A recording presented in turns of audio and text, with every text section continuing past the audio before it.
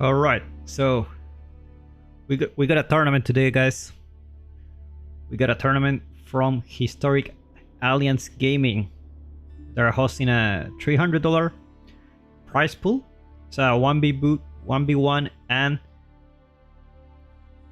2v2 games. So it should be really cool.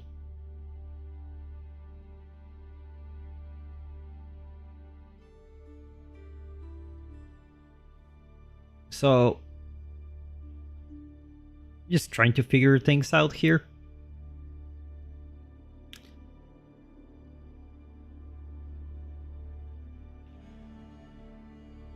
Like, who are we gonna cast first?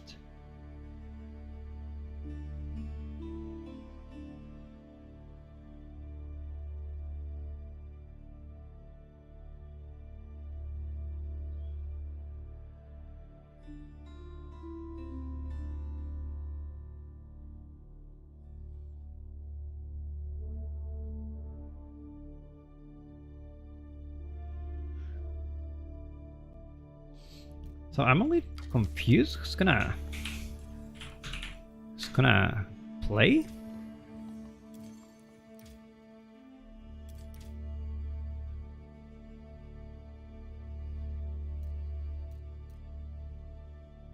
Let me check first. Let me check.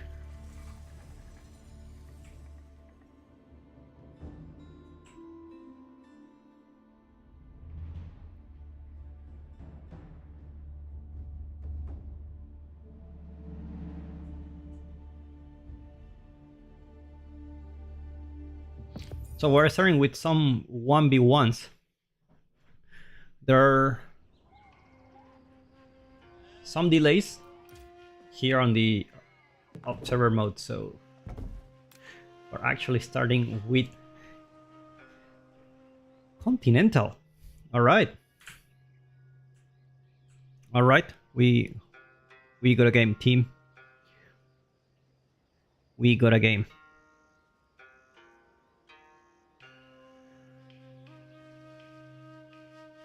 All right.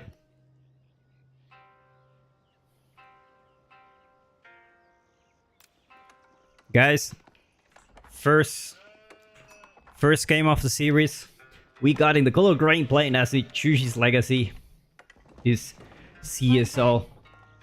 And in the color yellow playing as the Chinese. It is it is yellow. He didn't lie about that. It's just, you know what? I'm just gonna pick pink yellow, pink yellow, and hit it, guys. We're in Continental, a map that has plenty of fish here, deep water fish. So both players will want to go into the water for sure. You don't wanna miss this chance. We also have deer here, a couple of relics here at the corners, a couple of relics and a boar. Actually, all the relics are at the corner. So I think this map is very heavy on water. Very heavy. Circuit sites, though, in a very strange position. CSO basically spawned with a secret site right next to him. It's like, all right. We can do that. But the second secret site is also in his area, so it's like, all right. So I wouldn't mind that. Meanwhile, yellow, very close to his secret site too. So China against Chushi. Chushi obviously very good in water. They do have the they do have the Imperial Official here for free, so they supervise the wood right away. Thank you so much for the follow, man. Hope you enjoy. Already Saturday, right? We were Saturday night for me. Should be Saturday afternoon or morning, depending on where you are. So great way to start the weekend. So Chushi, obviously very good. Not only because they have their Imperial Official right away, they also have meditation gardens. And looks like CSO already has been scouting where potentially he can put the meditation gardens. I wouldn't be surprised if he actually goes here for the double gold bay. I wouldn't be surprised at all. That's a little bit far away. This one is actually a very, very good spot. You have double gold, small ones, but you have stone and food, and as well as some wood here. So that's also a potential spot for him, and that's why it's so good in the Shushi's Legacy on this map, because you get the benefit right away, right from the start. So meanwhile, yellow, both players not really. There's not much. There's not much things to do here, guys. They both need to go to Feudal Age. Like obviously, yellow. Like he can go for that Barbican and potentially put it here to protect the dog, but he will miss quite a lot. That's an option for him, definitely. That's an option. Or he can just go like, you know, having the Imperial Academy here and just collect the taxes and forget about the Barbican. That's also an option for him. But usually you don't go both in this map. Like you want to go one because you want to invest in the water as soon as possible. And double dog for yellow, so already invested quite a lot on the water. Meanwhile, Meditation Gardens, beautiful spot here. We're about to see how much resources per minute it's actually gonna get in a few seconds. Actually rushing with 4 villagers. He knows as soon as he ages up, he wants to have enough food and wood for these war junks. Wait a second, war junk goes gold as well? Is it only is it only a Chinese thing? I'm not sure anymore. I'm not sure. But anyway, CSO already on the Feudal Age. There's still plenty of distance between these two. So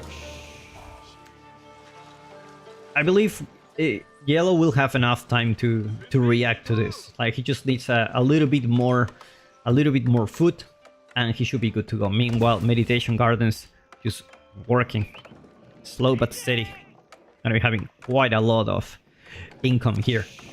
Quite a lot. Meanwhile, we see the first dog. It's actually a proxy dog. Never mind, it's gonna be arriving on time. Junk already here. And remember guys, these are a best of ones. These are the qualifiers. So if you lose this one, you're out. You go to the loser bracket. You still have another chance. You have the loser bracket here. I'm gonna show you more about the brackets and everything after this one. Looks like CSO already there with the demo ship. Second dock coming here. Third dock actually. This one is only for fishing. This one only for attacking. Beautiful stuff. Meanwhile, it's gonna be the Imperial Academy. Not gonna be having a Barbican here. I would love to have a Barbican here, just so that you can protect your dogs. Because you're already behind on the age up, it's just gonna be really hard for you to defend these dogs. Like, the opponent already have a couple of military ships, one demo ship. Now remember, I don't know if you know this, but this thing here, this thing is actually a stealth forest. Let's take a look at yellow. Yellow doesn't know that CSO has a demo ship here. Like, he doesn't know. This area actually acts as a stealth forest in the water. I don't know if you did know about that, but we have kind of a stealth forest in in water. It's actually a thing. And yellow says, you know what? Great minds think alike. I'm gonna put mine here, and don't mind me if I do. Trade military ships are ready for CSO, and let's take a look at the income per minute now. The question is, how does yellow get out of this? Because his food economy not really the best. You can already see he lost 3 fishing ships so far. He's starting to ship here, just in case. This should be kind of safe because you have the explosive junk here. So he needs to recover. You can already tell CSO is having quite a lot of food economy coming from him. And I wouldn't be surprised if he actually wants to go for the Castle Age now. You can see that he's saving up some resources for going that Castle Age. It's not producing more ships. It's like, okay, I got this. Like, I already denied this stock. There's not much he can do at the moment. Demo ship coming out. What is this? 3 demo ships. Ronaldinho moves fail to dodge those arrows, but this is the thing that this is the last hope for Yellow. I'm sure Yellow is like, okay, come over, come here if you're there. Like, my fishing economy, it's like, it's all right, it's all right. I'm already starting to catch up with the food income. Can already see 600 food per minute for CSO, and at the same time the stealth forest, he knows. Demo ship, no, not like this, man, not like this. There you go, 1 demo ship, a couple of demo ships to take down a couple of war junks. Not the best not the best trade for sure, but it did accomplish something. It did. And now that Yellow have a couple of military ships, CSO needs to hold on the Age of Timing, and he's like, you know what, I need more ships as well.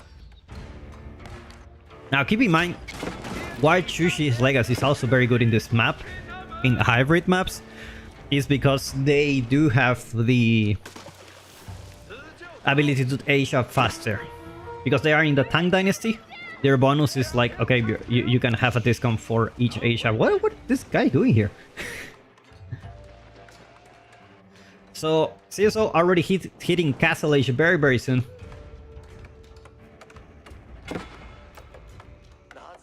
So it's gonna be the Shaolin Monastery. Very good incentive here. Now remember, there is no relics here, so he needs to make a transport ship. Yellow already there with a junk, taking down some fishing ships. CSO not reacting on time. He has the military ships down here, but he didn't have here. So he just needs to go and defend this. Yellow is like, stealth forest is my friend. Does Yellow know CSO is aging up? It's gonna get a big surprise now. CSO already hitting the Castle Age. You can see Yellow, it's almost hitting up that Castle Age bottom. He's rushing with some villagers here at the berries. Now this is a hybrid map. It doesn't mean like if you lose a water, it's over. But definitely there is a lot of incentive for you to go water in this map. And while not everything is, oh my god, Imperial Palace next to the shoreline. We're gonna have huge vision. And you can actually put this here. You will actually have vision on the whole map. Now you only have vision in this area. We have seen this before, like the premium resort that you get in the, in those tropical areas. Or you can just put it next to the shoreline, have a nice view. Presidential suite. Meanwhile, CSO not have the upgrades yet for those ships. Is still investing on some military ships, and demo ship takes down a couple of those. Yellow sending a lot of fishing boats. He's gonna fish here. Oh, CSO already pushing in this area. You can see that slow but steady CSO is taking control over the map, at least in the water. And I will think that Yellow at this point, you really want to invest a little bit more on land. Like, let's just say this is a juicy spot. Let's just say fish is not a good option for you. Not a good option for you. And looks like Yellow is gonna lose all the fishing ships here. There isn't a single military ship around. And he's like, you know what? It doesn't matter. Just let them sink.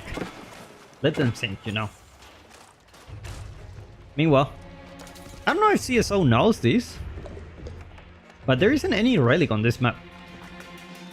It's like knights starting to arrive into the base. Yellow sending some knights into CSO's base. He's supervising the stable actually, but already CSO with a couple of knights for himself. And remember, he does have the upgrade. These guys have extra attack speed, I believe, 1.5. Let's take a look at this one. It doesn't have the upgrade here. Maybe it's in the blacksmith. I think it's in the blacksmith upgrade. And CSO will take down the last ships of yellow. Meaning yellow, you can only survive on land. The problem is it's gonna be the food income, and obviously you have invested a lot in the water. So it's definitely a tough one. Definitely a tough one. The scout is slow but steady taking down the village. Has been here annoying the whole time. Do not underestimate how much damage a scout can make. Looks like CSO not really attacking. It's like I only need these lancers to protect my villagers. Looks like Hero Official going down.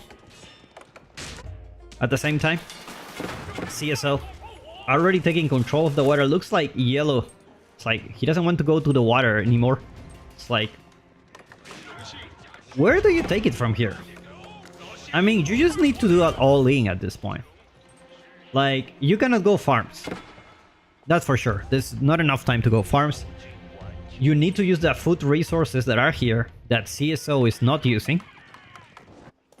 And just YOLO at this point. You just need to YOLO.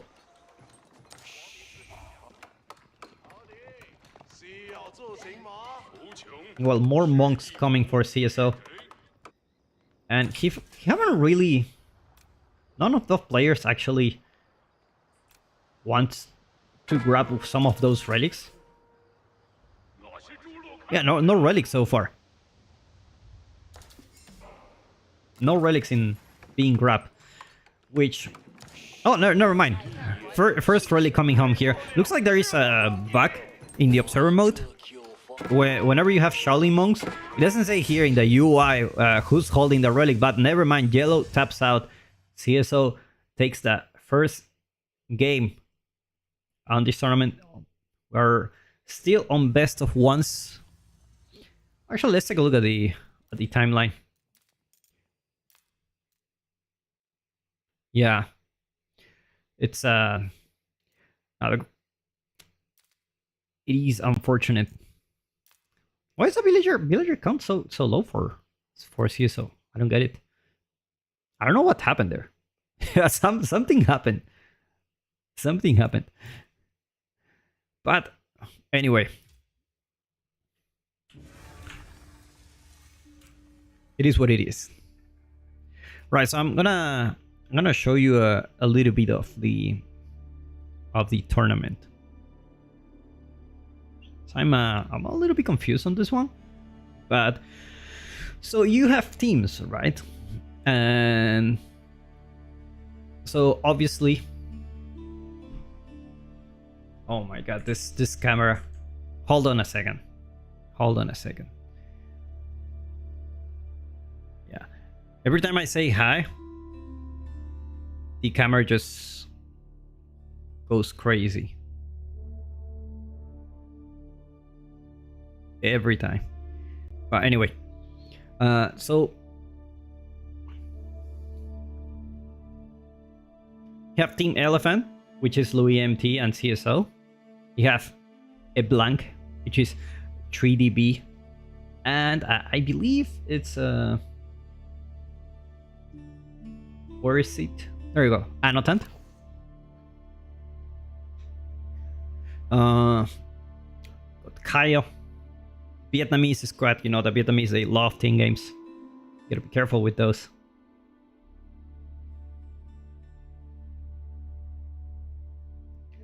Got Vegeta, MRT44, Big Bioman, Deniskia.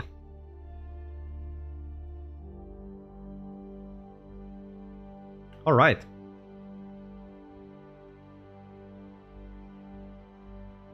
Alright. I thought CSO was against Owies, but I guess I'm wrong. I guess I'm wrong. Anyway, guys, let's find the next match.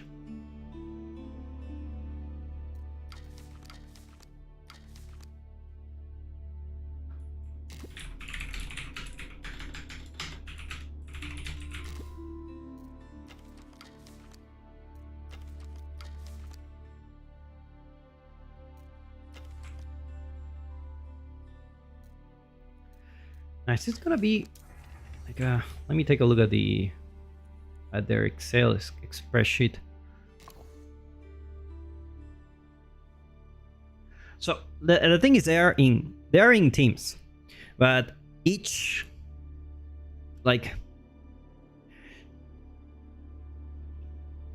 one of them, they go into 1v1s and they score a point for their team.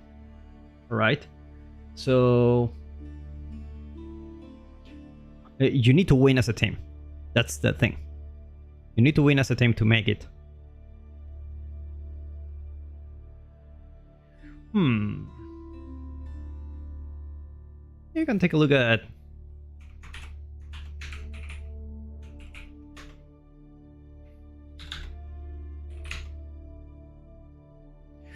maybe we can take a look at B. We don't see B very often.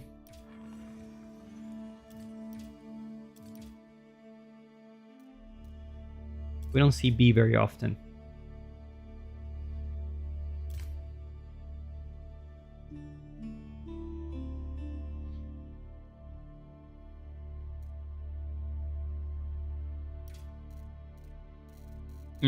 Looks like B is not playing or now. Let's take a look at another one.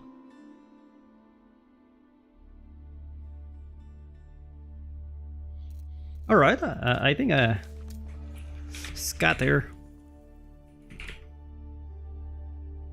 Scatterbrainet from Team Eblanc teaming up with Cat.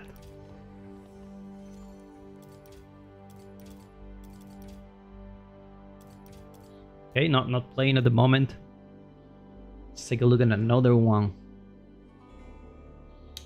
Maybe some Vietnamese action.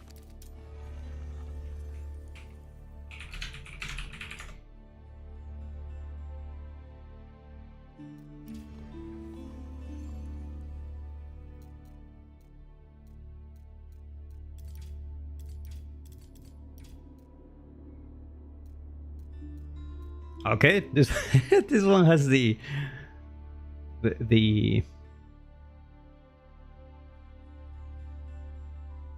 match history of about Deniskia.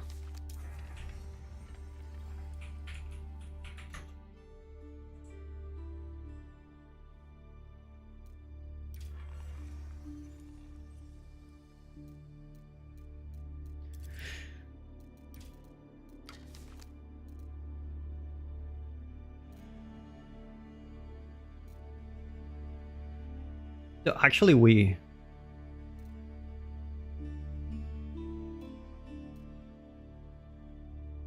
got one. Is MSN playing? I think he is.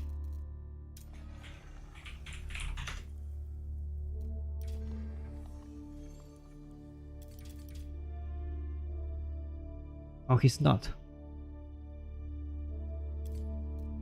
It's a shame. All right, we got another match, guys.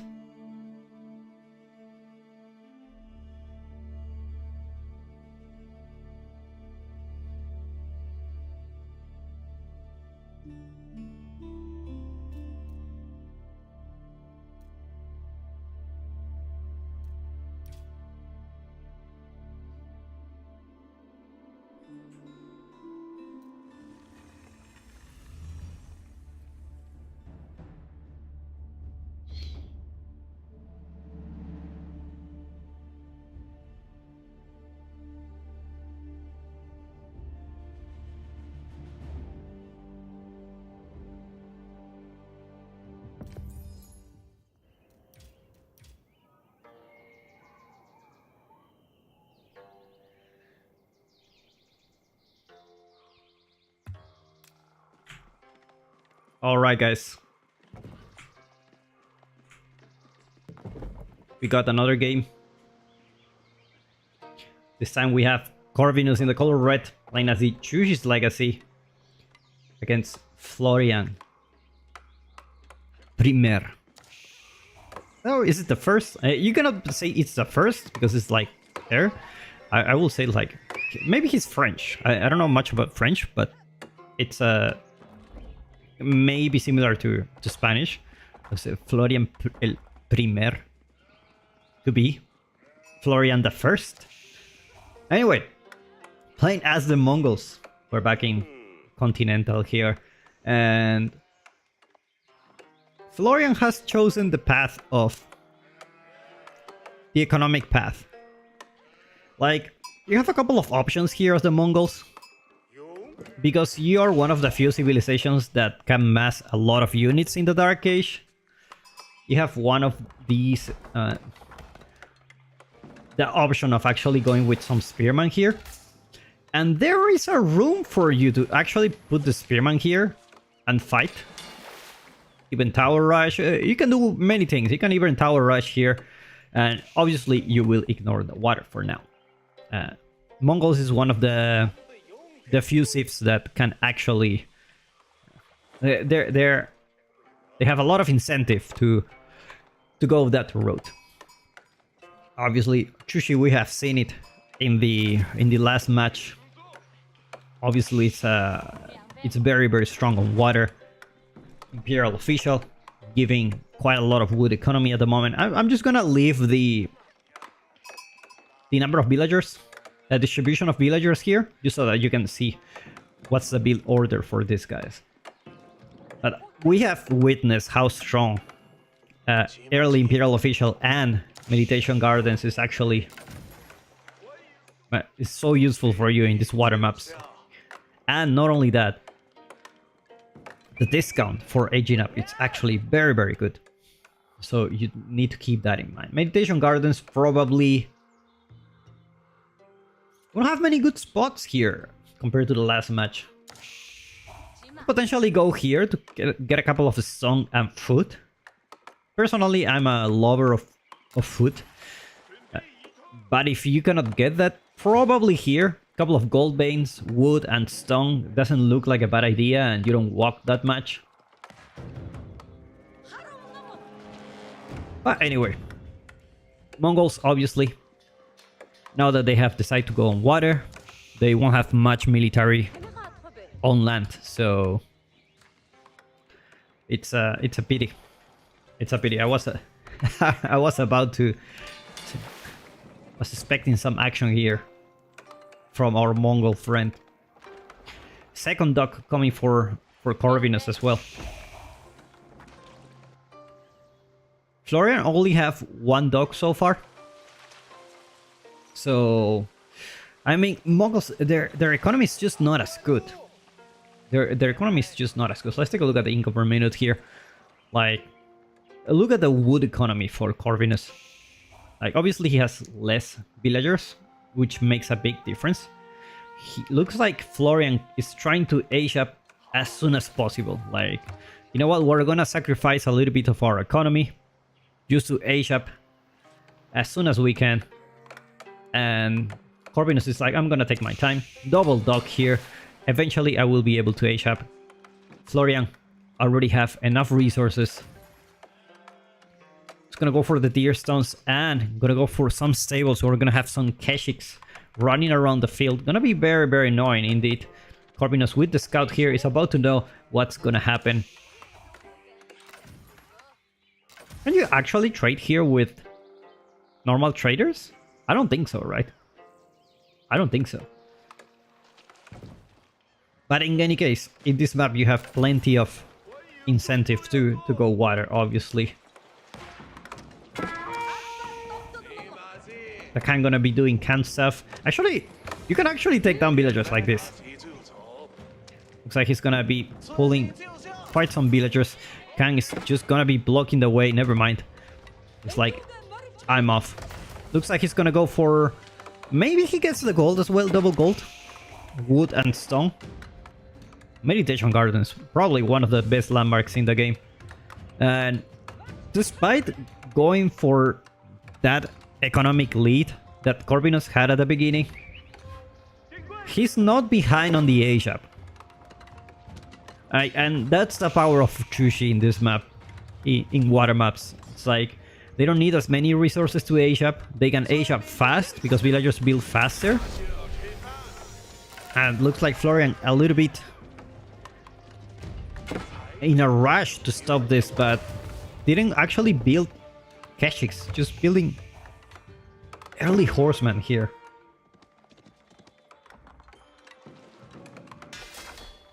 Barracks coming up for Corvinus just to defend against the potential Keshik mass that can come from the Mongol player. Now, you can have Keshiks or you can have military ships, but you cannot have both. And looks like Corvinus already sending the villager to put a military a dock here.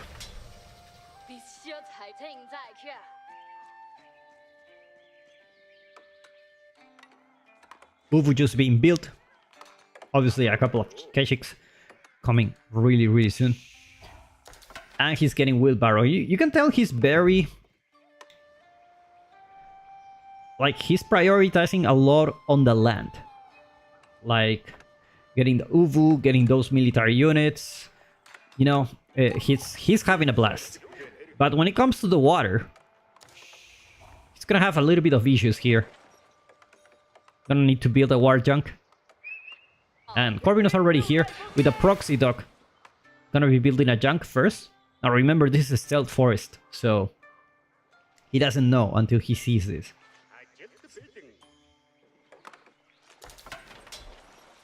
Now let's take a look at the income per minute, and looks like Corvinus may get away with going to Castle Age.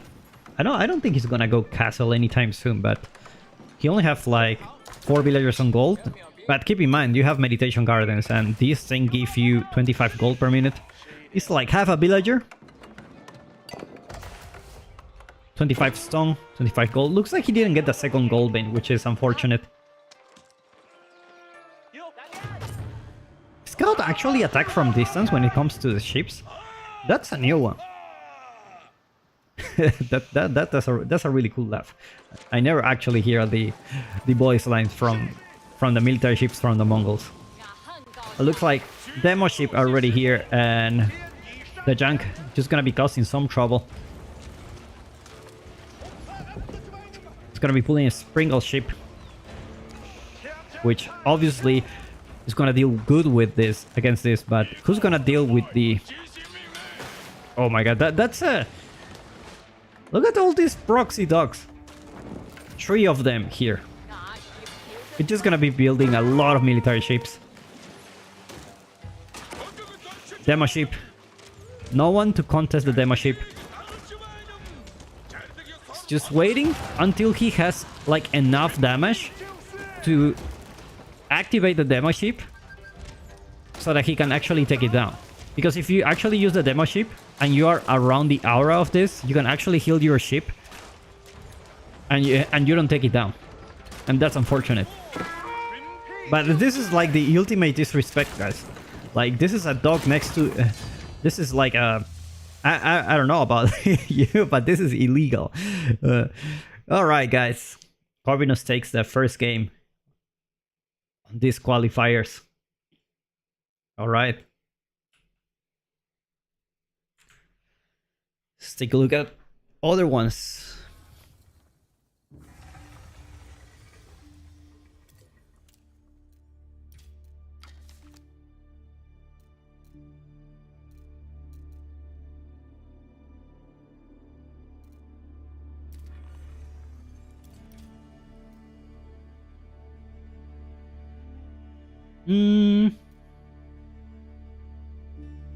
What happened here?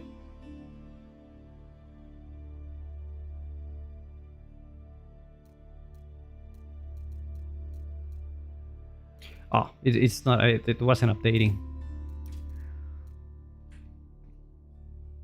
Okay, let's take a look. Who else?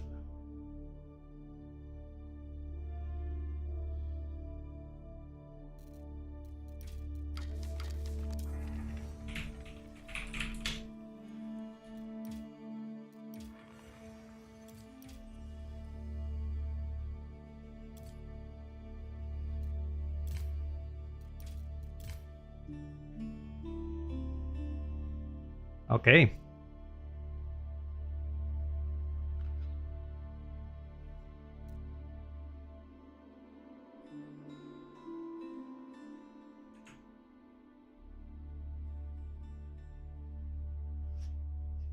So you can actually put this on the second screen.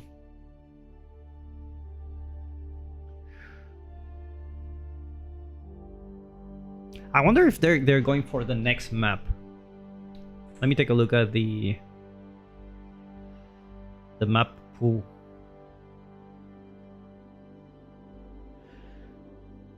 So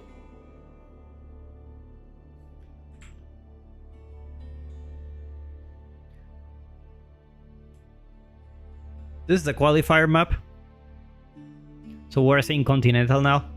I wonder if someone's gonna play on Himeyama next. Have Himeyama and Gorge.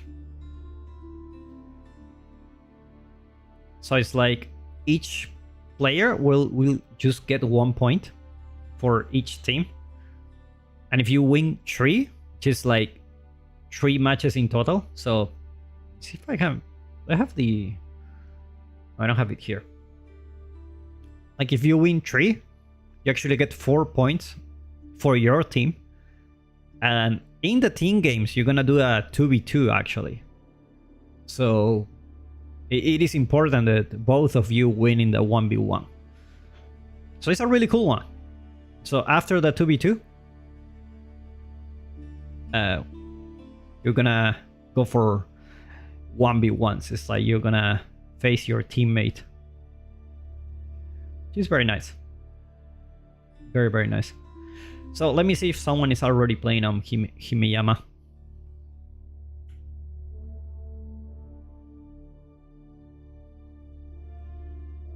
Let's see.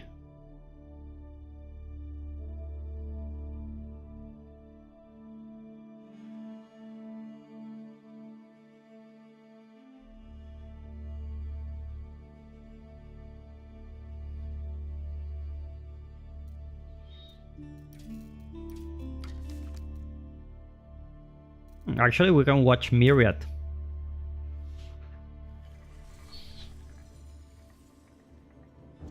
From the same team. Actually we have a mirror.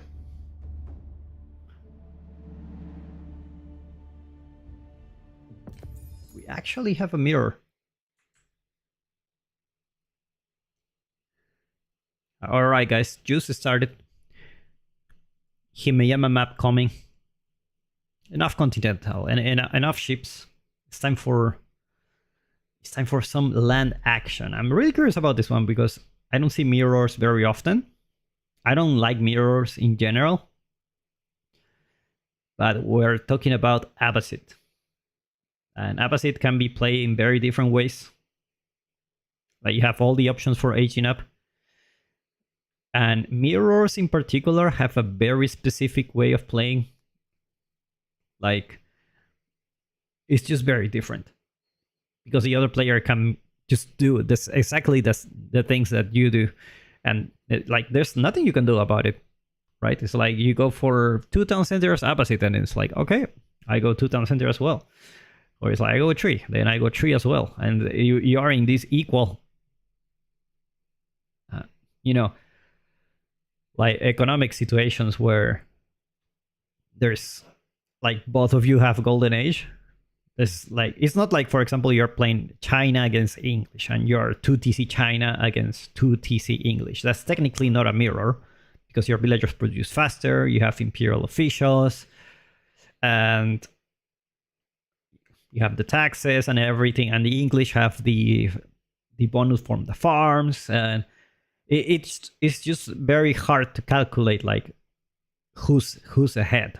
But when it comes to mirrors, it's kind of funny because both of you can really do the same.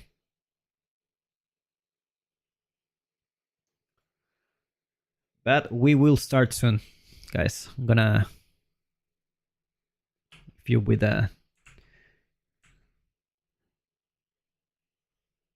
timer here.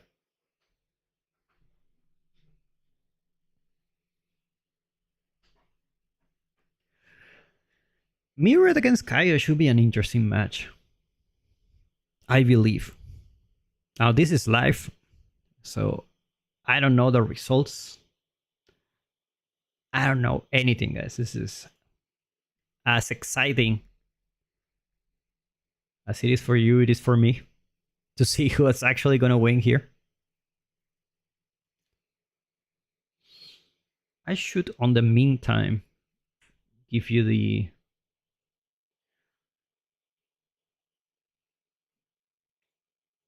Let me see.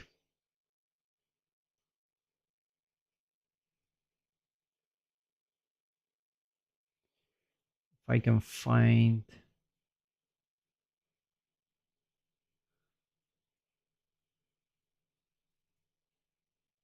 Oh yeah, there you go. There's the playoff.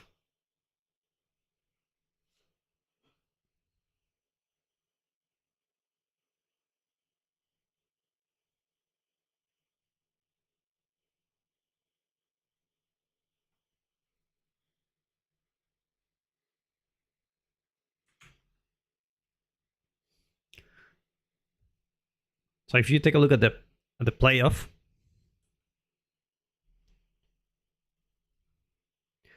like War here,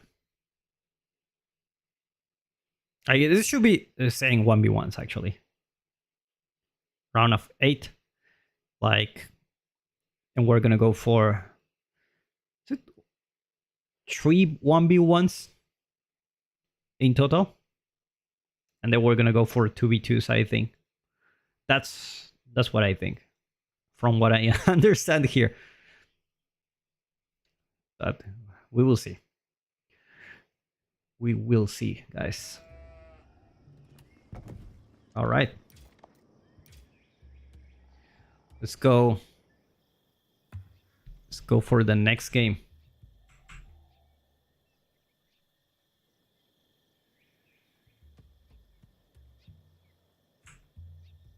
Sorry, guys. Woman army here. I need to. There's so many things I need to check. All right. All right, guys. We got a mirror. Should be very, very interesting. Myriad playing in the color yellow as the Abbasid. His opponent says, "Great minds think alike," and it's gonna be very interesting because you're gonna see the subtleties of each player, of how they actually go about on playing these. Like, for example, the opening can be quite different from one another. Like, there are multiple orders for the Abbasid, like for different tastes, and different players can use a different build order. Like, for example, like some people like to build a house with the one with the foot, like Myriad. Kaio, on the other hand, is like, I'm actually gonna build the house with this one. There's no right or wrong. It's just whatever fits your style better. And like I said, mirrors can be really interesting. I'm surprised no one didn't actually go for water here. It's an interesting song here. I'm really surprised because Abbasid is one of those safes that can actually build a dog very cheap, 75. And that's one of the few things that can actually put you ahead when it comes in this type of mirrors, because if you already have the water, then you are talking about 2,000 foot that you have here that you can secure for yourself and potentially go for a castle age, put some pressure, you know, have a better timing for yourself. That's actually an option.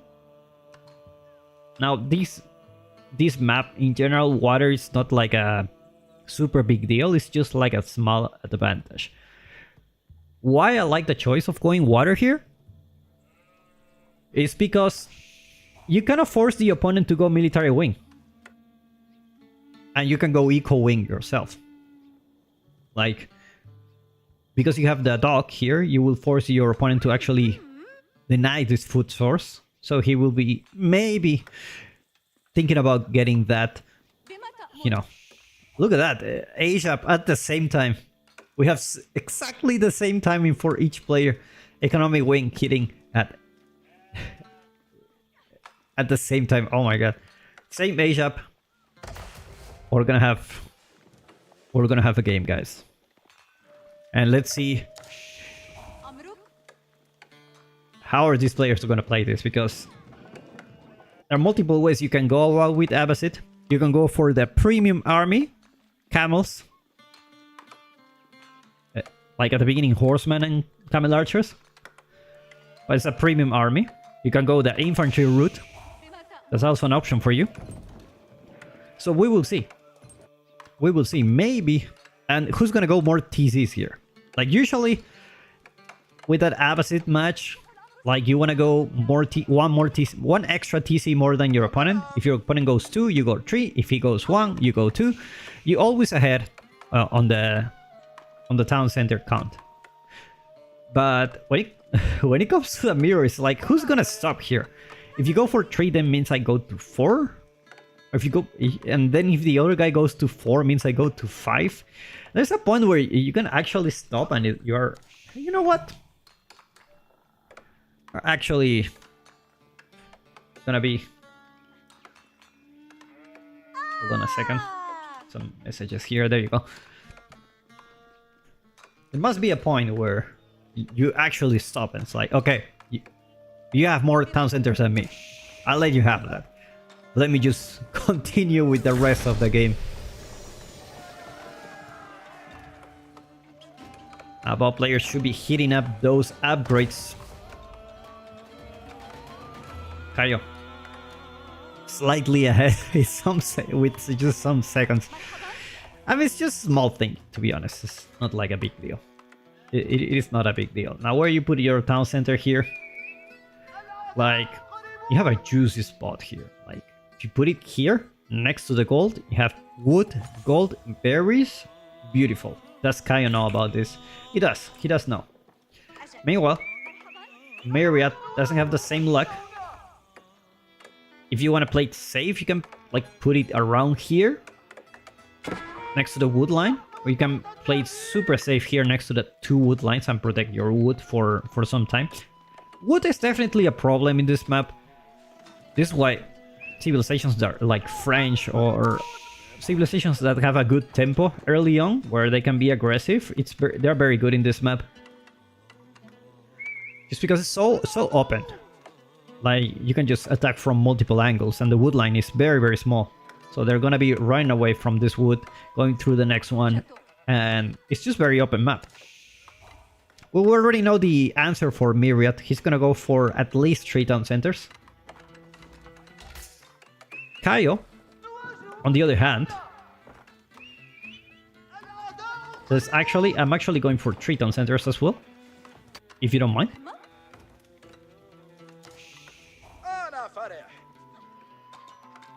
And there you go. Now, usually when you put the town center next to the stone, means like you really want to secure the next town center. But in this match, like, both of them don't really have like any military. Look at this town center next to the berries and wood line. You can put it here as well, a little bit safer, but I don't mind the spot. You actually protect the other wood line as well, so that's very good. And look at Kaio's natural wall here. Like, you can just wall here, and your town center is super safe. Like, Myriad doesn't have the same lag. He will need to put it like here, like, you will never notice. Like, if you actually build a town center here, you will never notice that he actually put it in that direction. That will be very funny, to be honest. And actually going for a little bit of an aggressive positioning here. Going for the town center early on with the deer. But you know what? There's nothing you can do about it. Now, are they gonna stop? Kaio already taking the initiative. I'm actually gonna go for some camel archers. Myriad says, I'm also gonna stop. I'm gonna build a 3rd town center. And that's it. You know, 3 town centers is very hard to macro, because economy scales so fast that you don't... It's easy for you to forget to produce villagers. Like, I don't think it will happen at this, or at the Conquer 3 level, but it can happen. Because you need to constantly produce villagers like a madman, like overproduce villagers. Because otherwise, what's the reason you go for another town center? And another thing that is really hard for you is that your economy is so good that you're gonna need to spend those resources very wisely and fast. Think really, really fast. So that's another thing. It's like Myriad with a big wall here. Talking about walls, I was saying the whole time that Kaio actually was the one who is gonna have a natural wall here. It's gonna be really safe. And look at this. It is actually Myriad who's gonna take the initiative and actually... You know what? I'm gonna wall you. Because if I wall you here, then this means... look at all the space that I have. This is a beautiful wall. Now the question is Myriad gonna get away with that? Because Kaio already has a Camel Archer somewhere in this map. There you go. It's gonna go for the other side. So Myriad still has a chance. Except for this guy here. He's gonna stop him from doing that. He's gonna have a small timing where he can actually finish this wall. Now, is Kaio gonna overcommit here? Doesn't look like. Looks like he actually wants to go for Castle Age as well. Myriad almost there, but Kaio presses the button before. Now he's gonna go for the military wing. There's always an option that you go for the culture wing here. Because if you don't want an infantry, military wing is kind of useless. Because you don't have access... like, you're not gonna use boot camp. And you're not gonna use composite bows. Right? And you also... Because you're in 3 TCs, your economy will be so good that you actually have the potential to skip Castle Age and just go to Imperial. That's always a possibility. And then you can just get the military wing much cheaper if you really want it. But looks like both of them will play a little bit safer. Because you never know. Like, yeah, you go for only cavalry, but if you want to switch to infantry, you're gonna get destroyed by someone who actually has boot camp and composite bows. It's gonna be 3 archer range, 1 barracks for Kaio. Meanwhile, Myriad with an outpost here gonna be protecting from that Camel Archer, but he's still in range, unfortunately. This is why this map is so good for civilizations that want to be aggressive. Just because of situations like this. Like, it's just so hard for you to defend. It's just really hard. Look at the damage for this Camel Archer. It's just damaging everything. Now, can I compliment how good Myriad is actually microing these villagers? Well, we got the one. You gotta get the one, right? Now, talking about micro. Now, Myriad lose 1 villager. In theory, they should have the same. But it's not. I'm talking about the whole time that it's so hard to macro with 3 town centers. You can't forget to produce villagers in 1 from time to time. You already have 4 villager difference. Now, it's not a big deal. As 4 villagers is like less than 20 seconds you get a villager. It's not a super big deal, but it is definitely... It happens to the best. I just want to prove a point there. Like, I want to feel better about myself. Like, it's just not only happens to me. Anyway, both of them with a couple of camels that come for free with the military wing. But Myriad heavily invested into cavalry, and this is what I'm talking about. If you have went for the cultural wing, like, you're gonna go cavalry, right? Might as well just go for that cultural wing. Get all those upgrades faster, potentially go to Imperial faster than your opponent. But Kaio has a more infantry-based army. First rally gonna be grabbed by Kaio. Looks like he's not gonna be able to get it. Or he does. Spearman already here. Wololo attempt. And it does go down, but Myriad does have got some heavy damage here this camel and this horseman. It's gonna be mass night for him. Now Kaio, if does Kaio knows about this? I believe he does know. I'm not sure if he scouted it yet, but he can just go camels. Because the problem with having just Spearman is that you lose mobility. And I love this wall. I mean, this is like an extra safety measurement for Myriad, but it just protects you so much. Like, you know, no one is coming here. You're just having a good time here. Kaio eventually gonna grab that relic.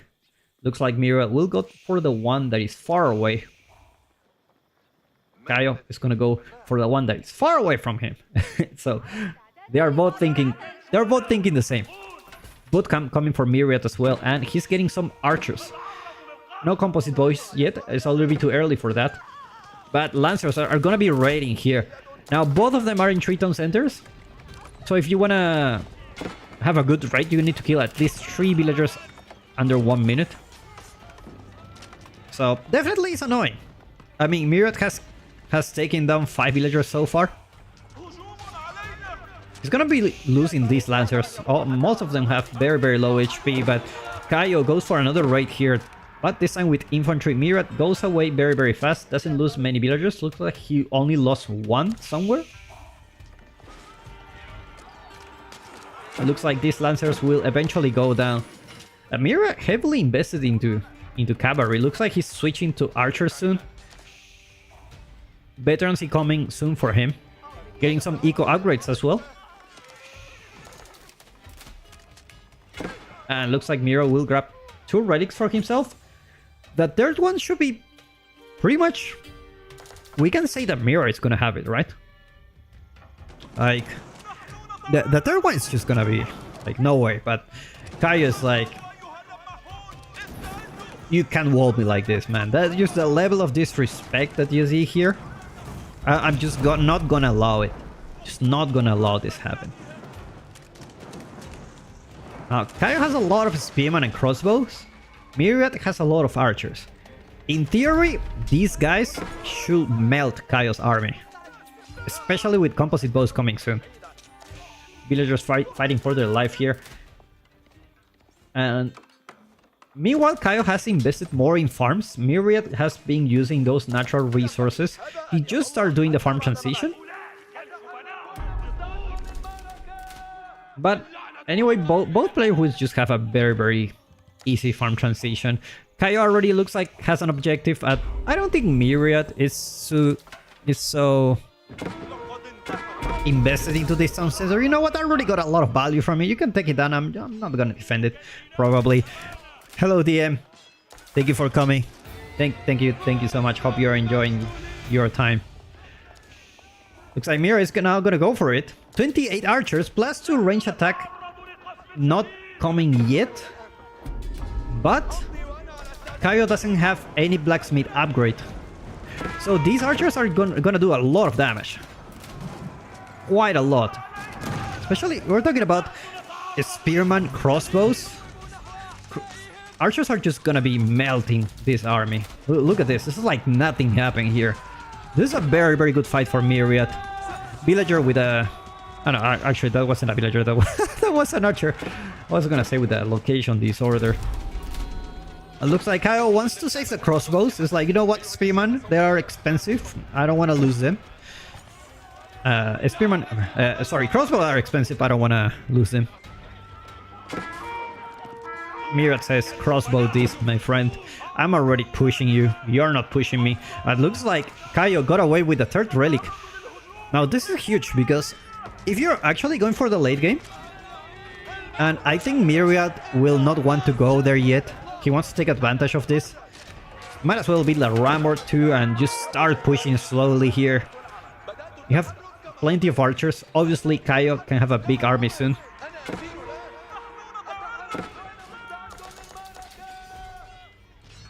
It's like sending single golem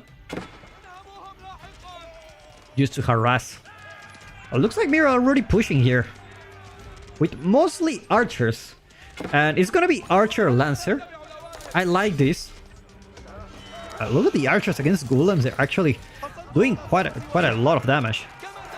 Now, obviously, when you have a lot of golems, it's gonna get harder. But it looks like Myriad will pull back for now. Kaio already reacting with a counter unit. I'm gonna put golems and horsemen, and that's what I need. Very good job by Kaio by keeping his crossbow mass alive. Because when you go in horsemen and golems, you have nothing to deal with those lancers. Crossbows will just do a very good job in case those lancers get into the front line.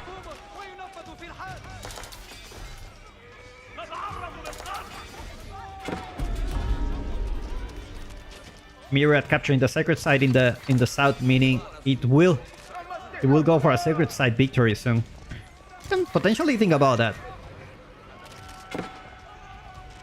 But look at the archers. Composite bows already here. No composite bows for Kaio, so he doesn't have much incentive for him to go for archers. Just gonna go with those horsemen. Obviously, all these archers are just gonna be doing quite a lot of damage. Kaio already building an outpost here. Sorry, Myriad. Big wall coming here in the west. It looks like Myriad will be on the aggressive side. You know what? We're actually gonna build a keep here. These villagers have textile, so they're gonna be a little bit tanky. Gotta be protecting these villagers. Otherwise, this keep is not gonna go up. He needs to move the villagers. Just go back for now. He's gonna lose quite a lot of villagers here. And the keep is not gonna go up. Is he sending more villagers? Because this keep is quite important. This pretty much forced Kaio to deal with this, which gives Myriad more time. Looks like the keep will get cancelled. And that's huge. And Kaio reacting on time with the counter unit just made Myriad's archer quite useless in this situation. Now he needs to put a keep here. I know he needs to rush it. Will there be enough time? I believe this time he's gonna have enough time. But not so without losing quite a lot of army here. Now archers need to be focusing on those crossbows. And it looks like Myriad will secure this gold for now. It's not gonna be the best position for him compared to this one. This keep will have been really good for him. But now the keep goes up.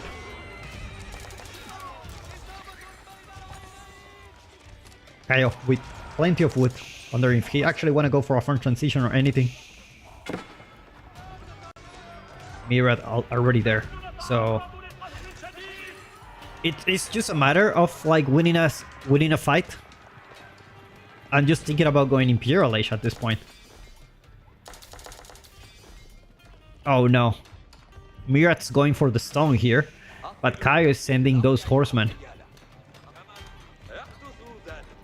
Sacred site gonna be the capture. Myriad is not even close. Never mind.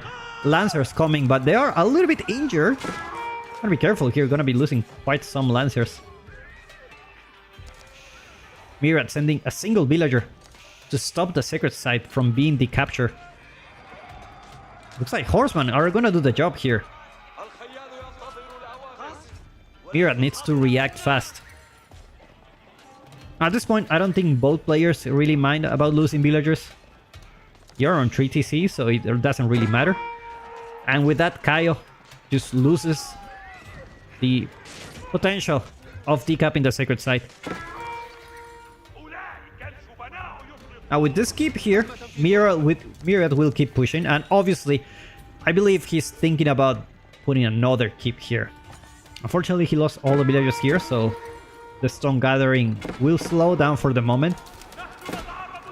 And now Myriad goes with a huge army here. And a couple of mangonels. Plenty of damage.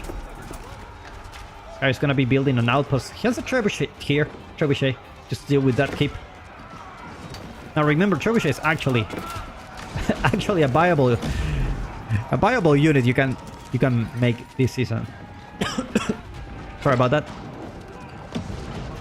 And mangonels do not follow units anymore. That's a pity. You need to land a good shot in order to make it worth it, and it's like this was about to be a good shot, except it didn't. It's like Kaio will manage to decap the sacred site and go for another raid here. Kaio is gonna be really annoying with those horsemen, and Imperial Age coming really soon. At the same time, Myriad still pushing with these units.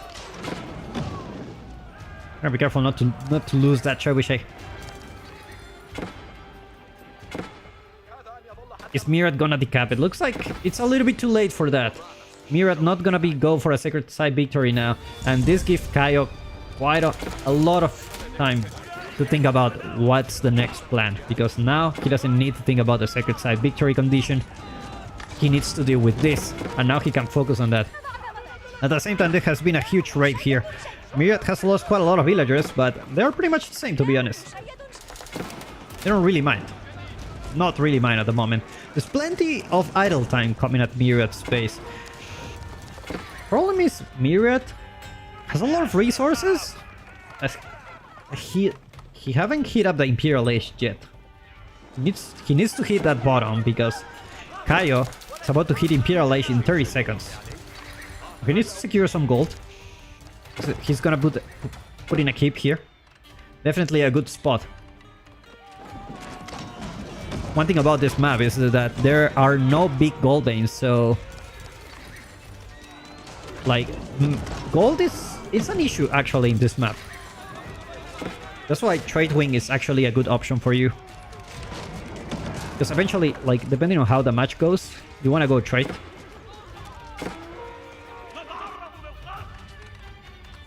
Looks like Myriad trying to stop this keep, but looks like it's a little bit too late.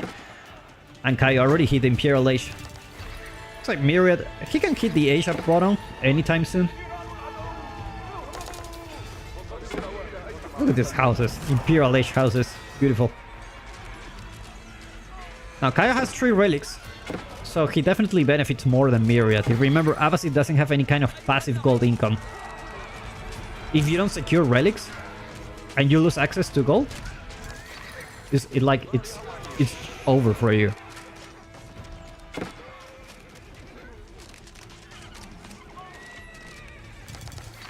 Culture Wing coming as well for Myriad. Let's take a look at the House of Wisdom. They do have all the upgrades. Needs to get Preservation of Knowledge first. Getting Elite Crossbows soon. And now Myriad in a little bit of trouble here. He did lose his army there. I don't think the damage was so big. He just keep fighting here. But that's it. In terms of villagers, like, they're both equal, obviously. But there wasn't any collateral damage here, and he invested a lot in this area. That's an opening, actually. Is it? Oh no, it's not. Sprinkling placement already here. So now that Kaio has Preservation of Knowledge, he just needs some gold. He just needs some gold at this point. He just sold some food, apparently, just to get the upgrade. Elite Horseman coming soon. And at that point, you want to raid your opponent with everything you got. You got to Imperial Age, get those Elite Horsemen. They're super good unit. They don't require gold. They are very good unit for raiding. Crossbow doing quite a lot of damage. It's like Myriad. It's actually...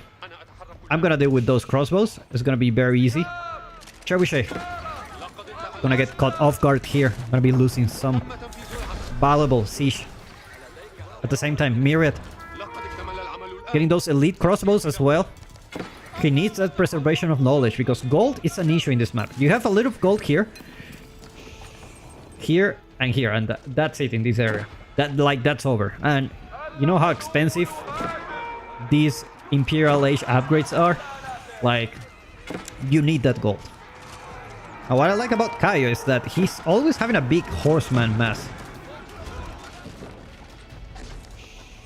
It's gonna be a huge ramp push coming for Kaio here. And it's just gonna be really annoying. And Myriad building more horsemen. Let's take a look at the production. Kaio with 16 stables, 7 barracks, 5 archer range. And let's take a look at Myriad. 4 stables, 8 archer range, 9 barracks. So he's more invested into infantry, obviously. But Kaio with 16 stables, he's gonna be just raiding the whole day. Crossbow's gonna go for a raid now. And now more horsemen coming. Biology coming as well. So these guys are gonna be very, very tanky. Myriad, slow but steady. Taking down that keep.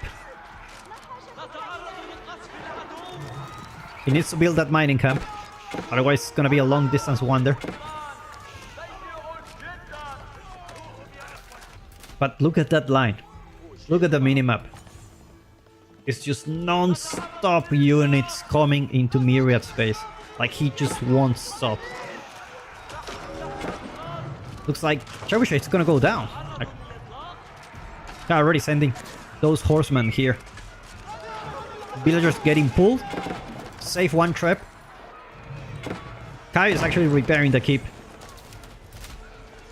He has plenty of stone to keep repairing it.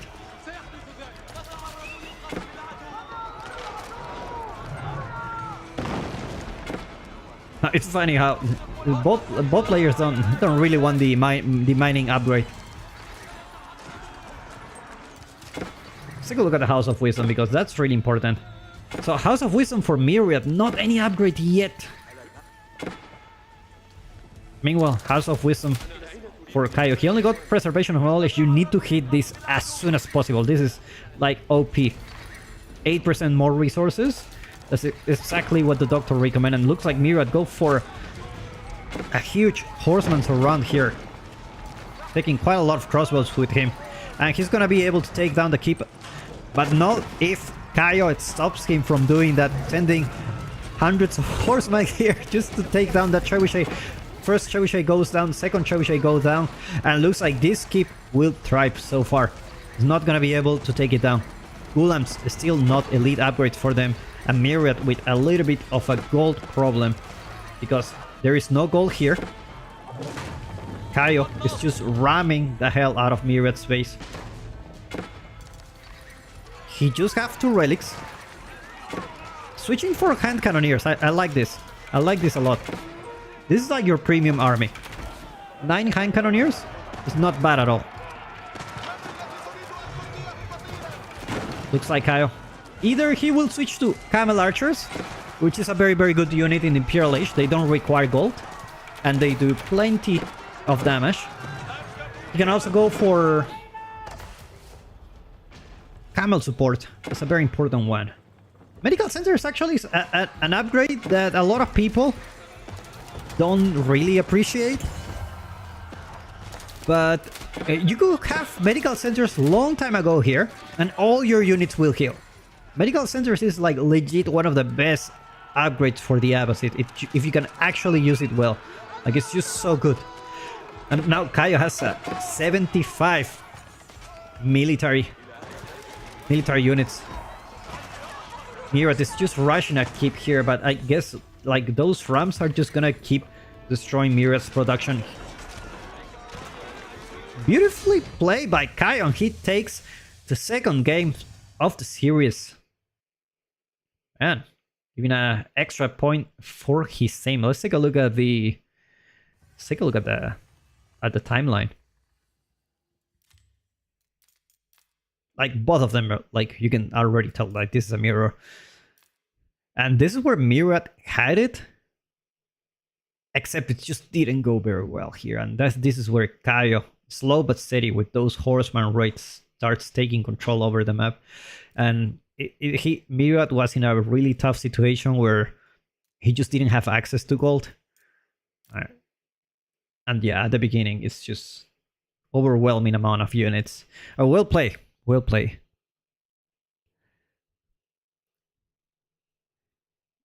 Diego Margaret, why not Camel? That's a good question. That's a good question. Camels are a really good unit. Very, very good unit.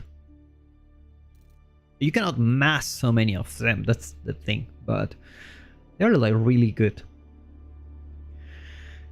Alright, let's take a look at...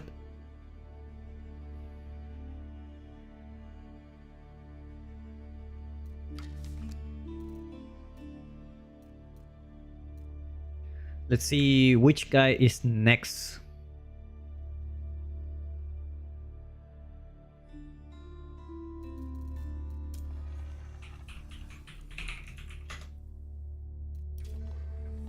Actually, I can take a look at Louis.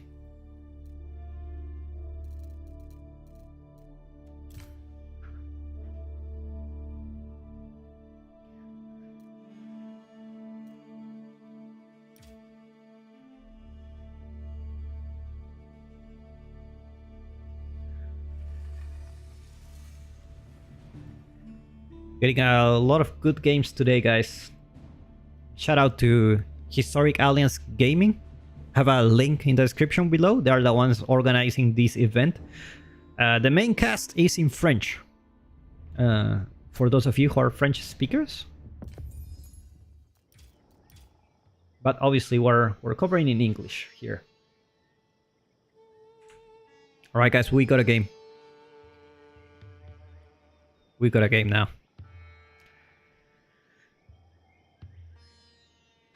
Let's go.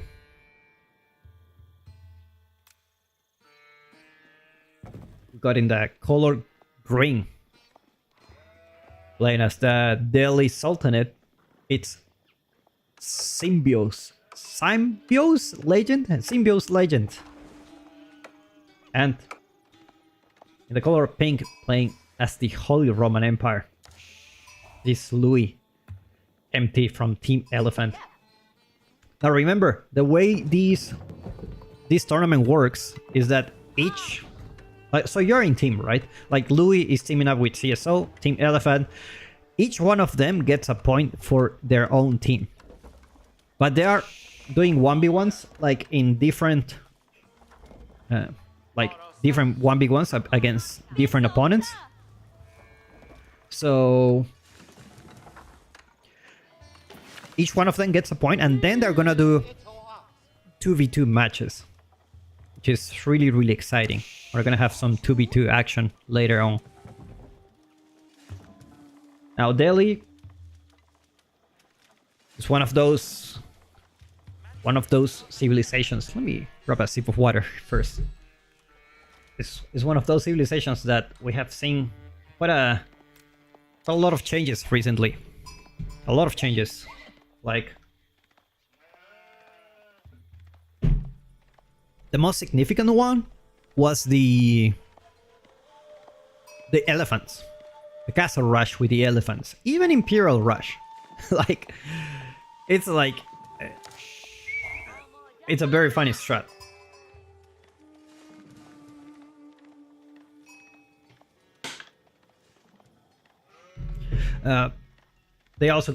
They like to go professional scouts a lot, because now it's easier for you to just grab that deer.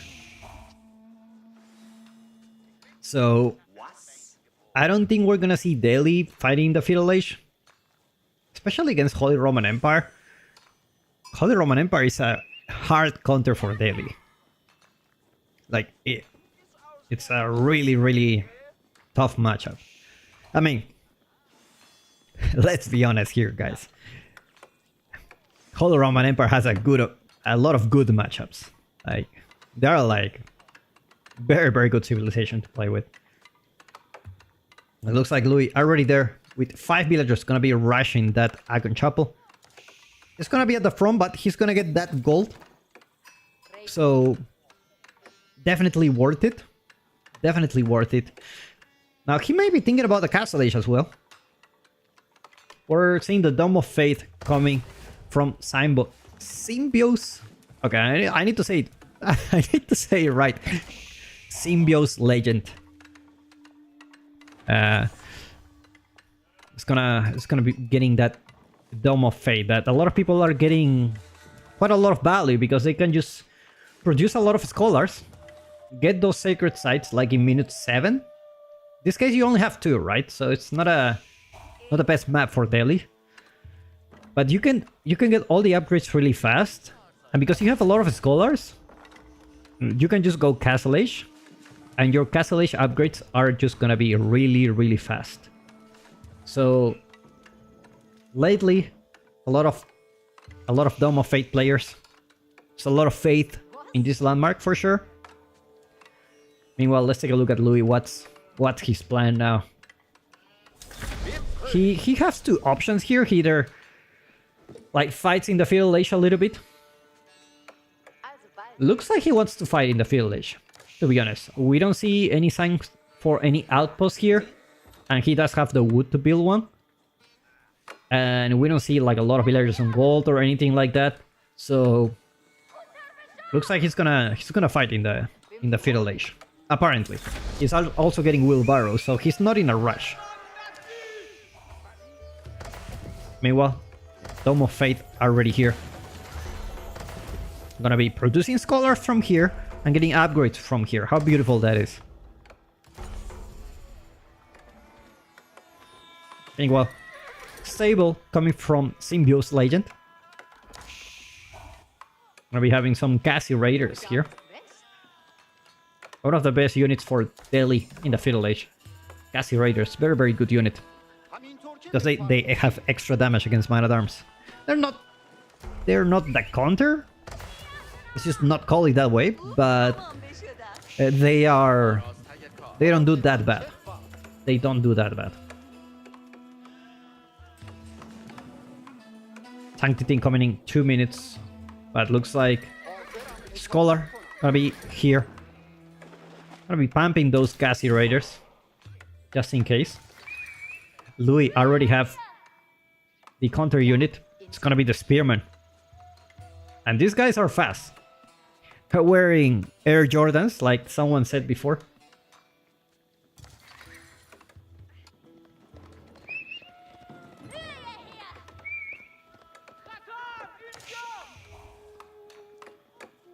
And looks like Louis actually wants...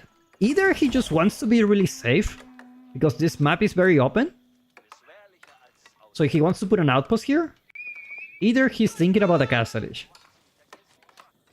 Because when the opponent goes for some Gassy Raiders, he just wants to have some map control to capture the sacred sites. That's it.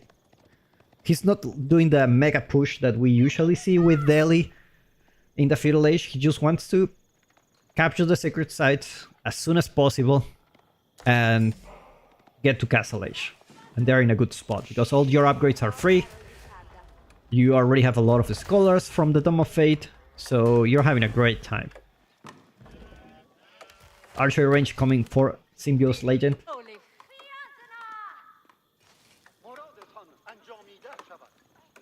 And let's take a look at Louis.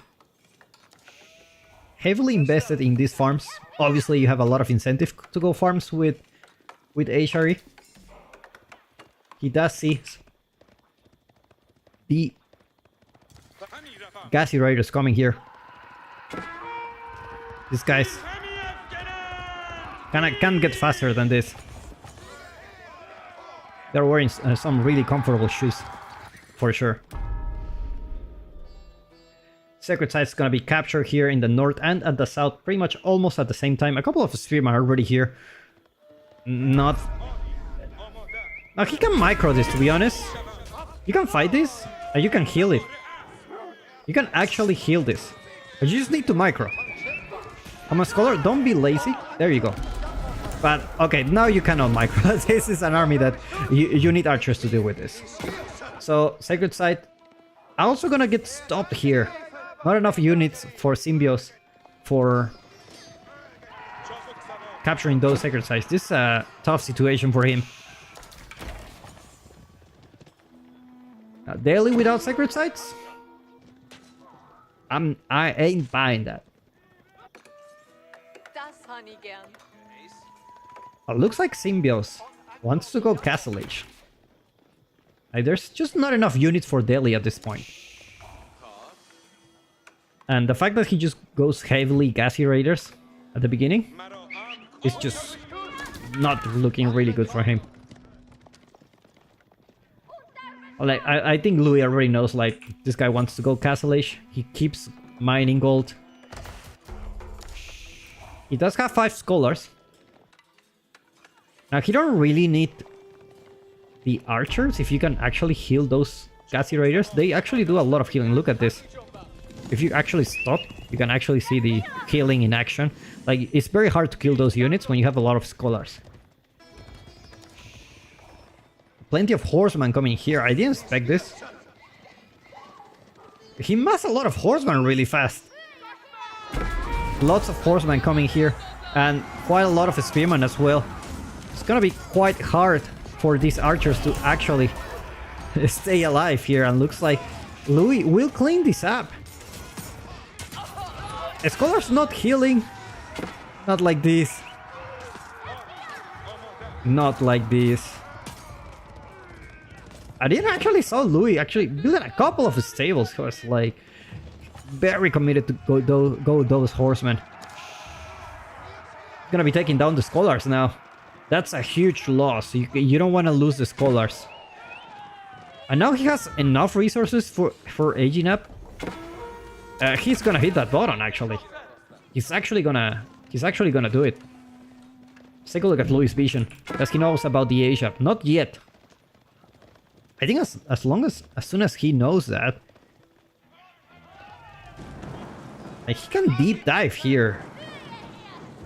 Even with this, like, I don't think you're gonna stop the age up, but definitely it's gonna be there's gonna be a lot of villagers down here. He's not really rushing. I don't think he. I think he's not respecting the fact that his opponent is just next to you. And you want to age up. If you want to do this, you want to grab 20 villagers here. Like, let's age up fast. Like, let's do it fast. Well, he doesn't know. But now he does know. And now the age up gets blocked. Now, Louis won't be able to stay here because he's in field age. He's going to get a lot of damage from the town center. But Symbios is just going to lose a lot of villagers here. More horsemen coming here from the back. And Symbios taps out. Well played by these two guys. It's gonna... It is a tough one. It is a tough one for sure. Alright. Let's take a look at what's next.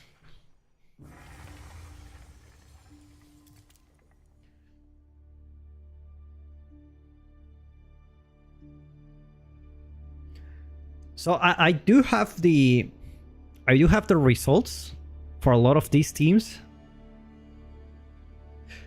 I just want to make sure. Like, I don't want to spoil any result to you guys. But I do have the team score.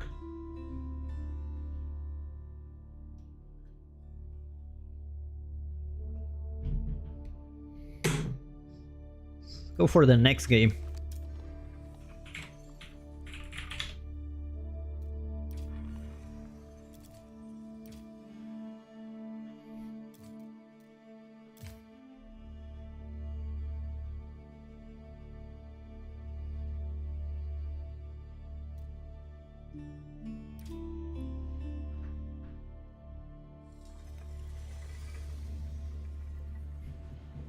Let's go for the next one. Now we have very different levels here. We got super good players. Everyone's good actually. Everyone's good. But obviously there's a big difference between like Conquer 3 players and pro players. We're talking about a huge difference here on the elo. Anyway, we got Anotan this time in the color blue, playing as the Holy Roman Empire. Same position as Louis as the last game. Meanwhile, in the color pink, playing as the French, we got Shuk Dragonel playing as in the ODG team.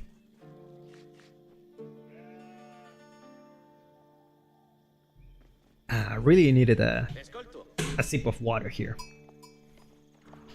Right, so French against Holy Roman Empire. I do like French in this map. Holy Roman Empire in general feels too scary for me. It looks like Anotan will open up with the dock here. So he's gonna be securing 2,000 food for him. Which is very nice. Very, very nice.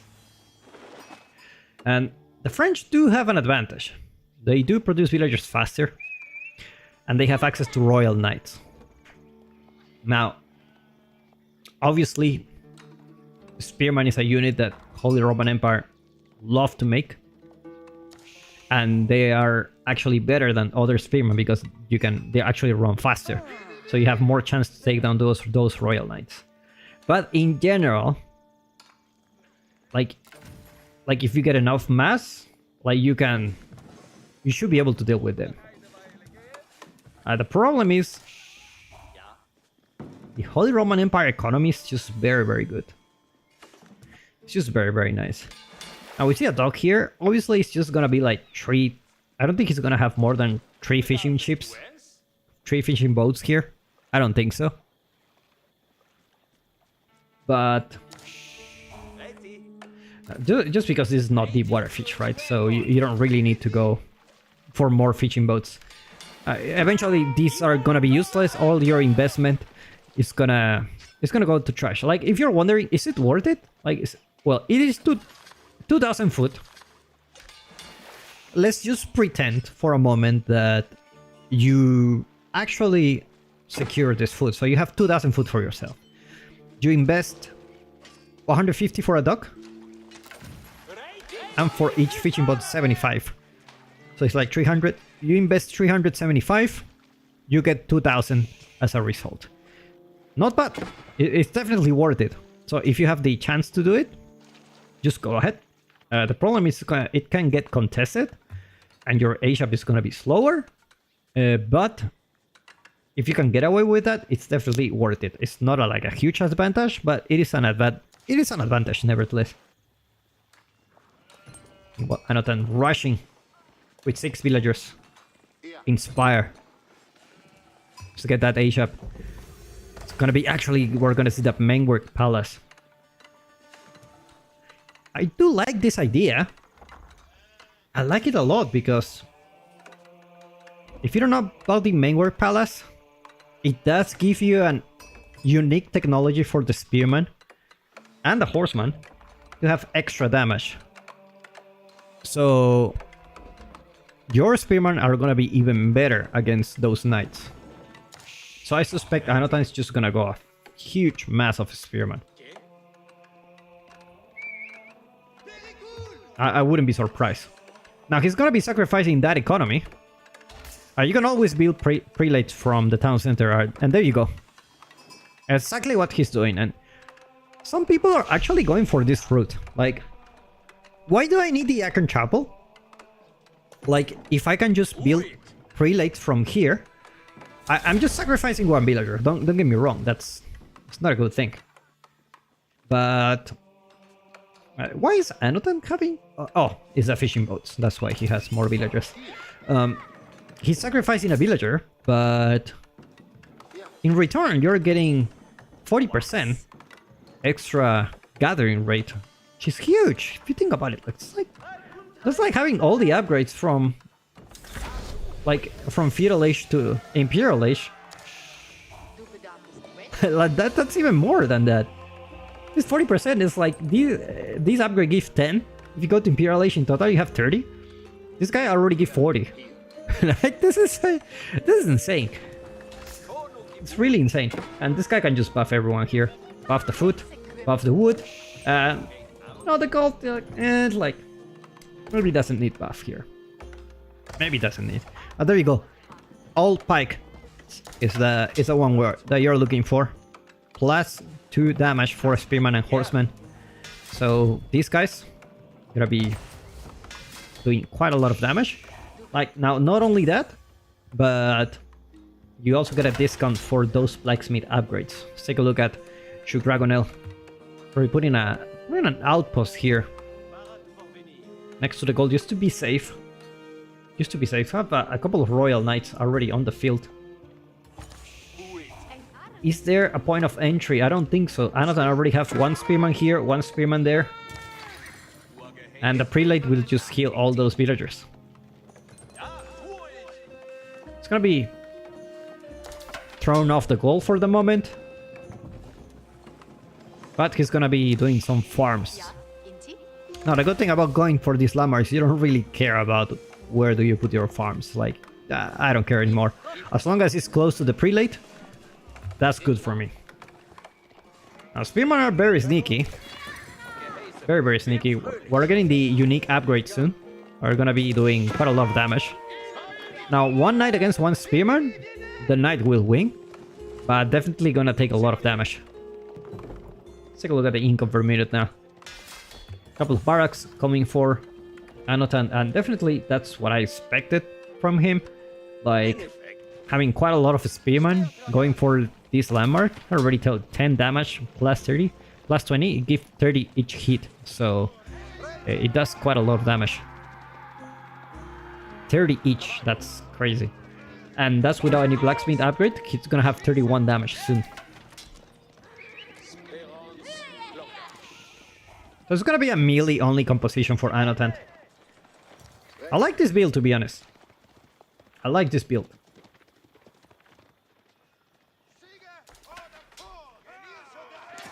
Royal Knight gonna get caught here, but look at the damage here. Oh, no. Not like this, man. Not like this. It's too early to get chivalry yet. So these guys are just gonna be... You're just gonna be very careful not to lose your knights. Putting an outpost here. Already securing some food. I mean, as the French, you always want to have the map control. So you want to get the food sources. But look at the military count for Anotan. It's just a Spearman. It's just a Spearman spam here.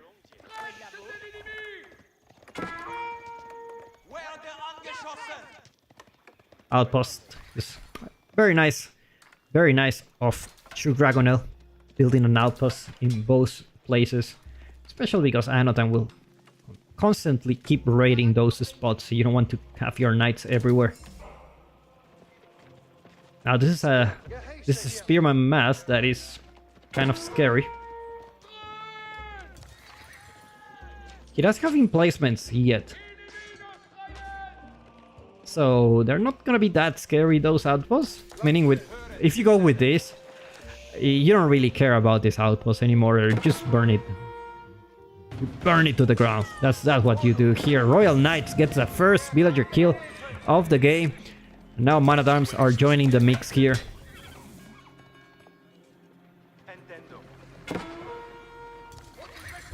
Now Anotan with 5 on gold makes me think he wanna go Castle Age maybe?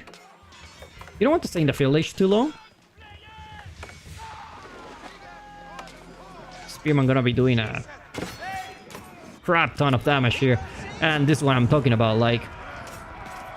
It doesn't matter, this outpost, when there's so many Spearmen out there. I feel like Shug Dragonel should have just built like a couple of knights just to harass. Just to annoy Anotan. I just built a lot of archers. A lot of archers. And eventually your knights can deal with this, but he does step out. He lost quite a lot here. And Anotan takes game number 2. We're gonna have 3 1v1s in this tournament. I'm gonna show you if you haven't seen it yet.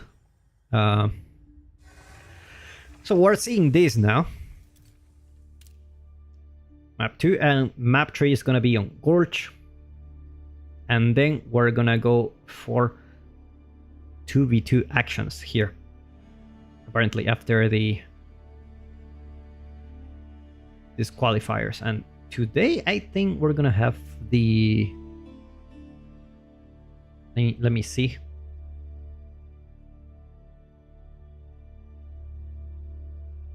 Let me also rest my rest my throat a bit.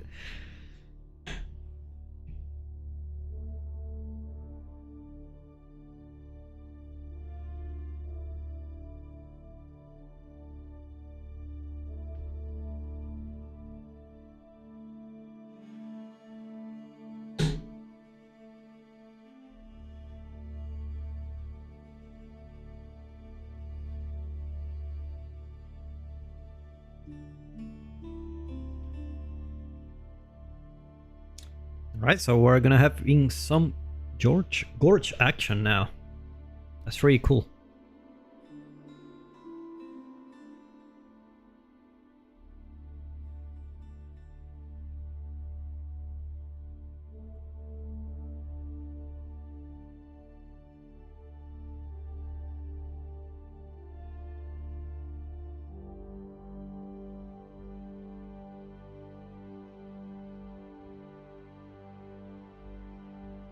All right, so let's take a look.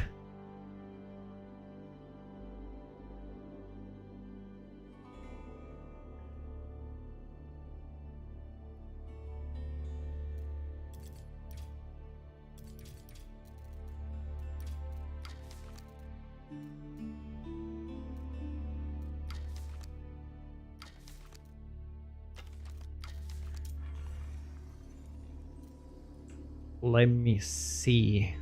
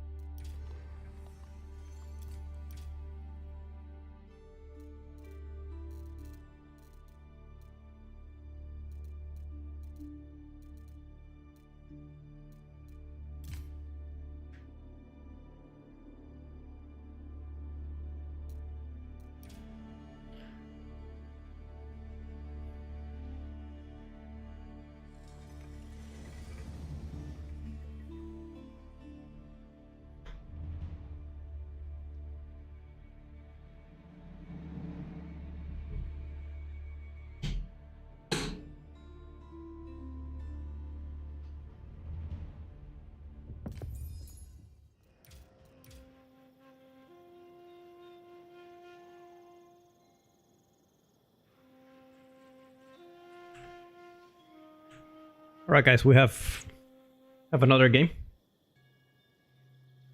I'm gonna go for a quick break, like 5 minutes or something.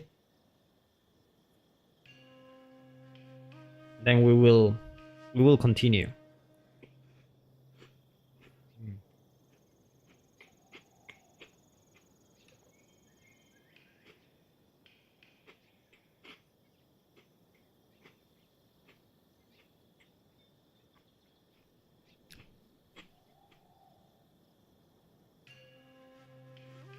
I don't think eating this is gonna help me a lot on my throat.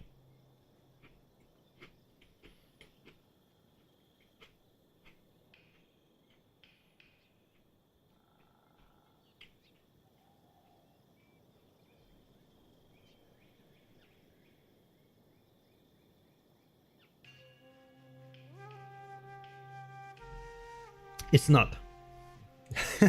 It's not.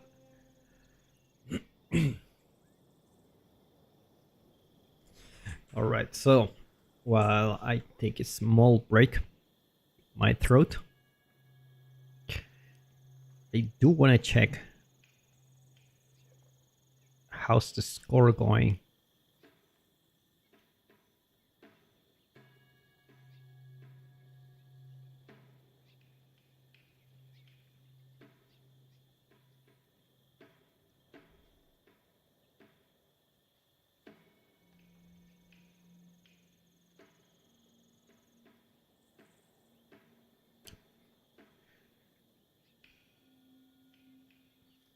Okay, so we are moving to the next map soon.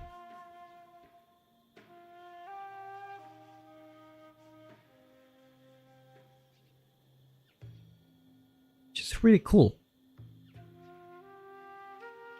We're gonna be having some gorge action next.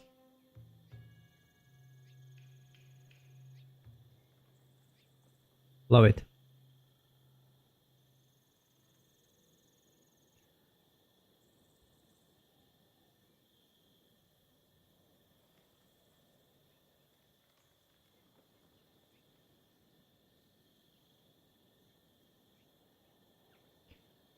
All right.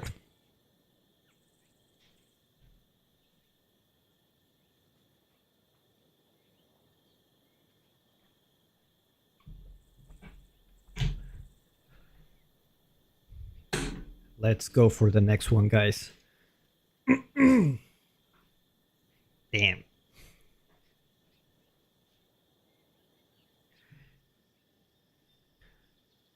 All right.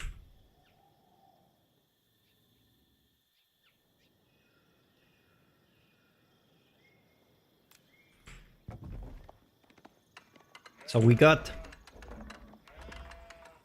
in the color orange, playing as the Chinese It's B from 3D Games. I don't know why he changed the name here.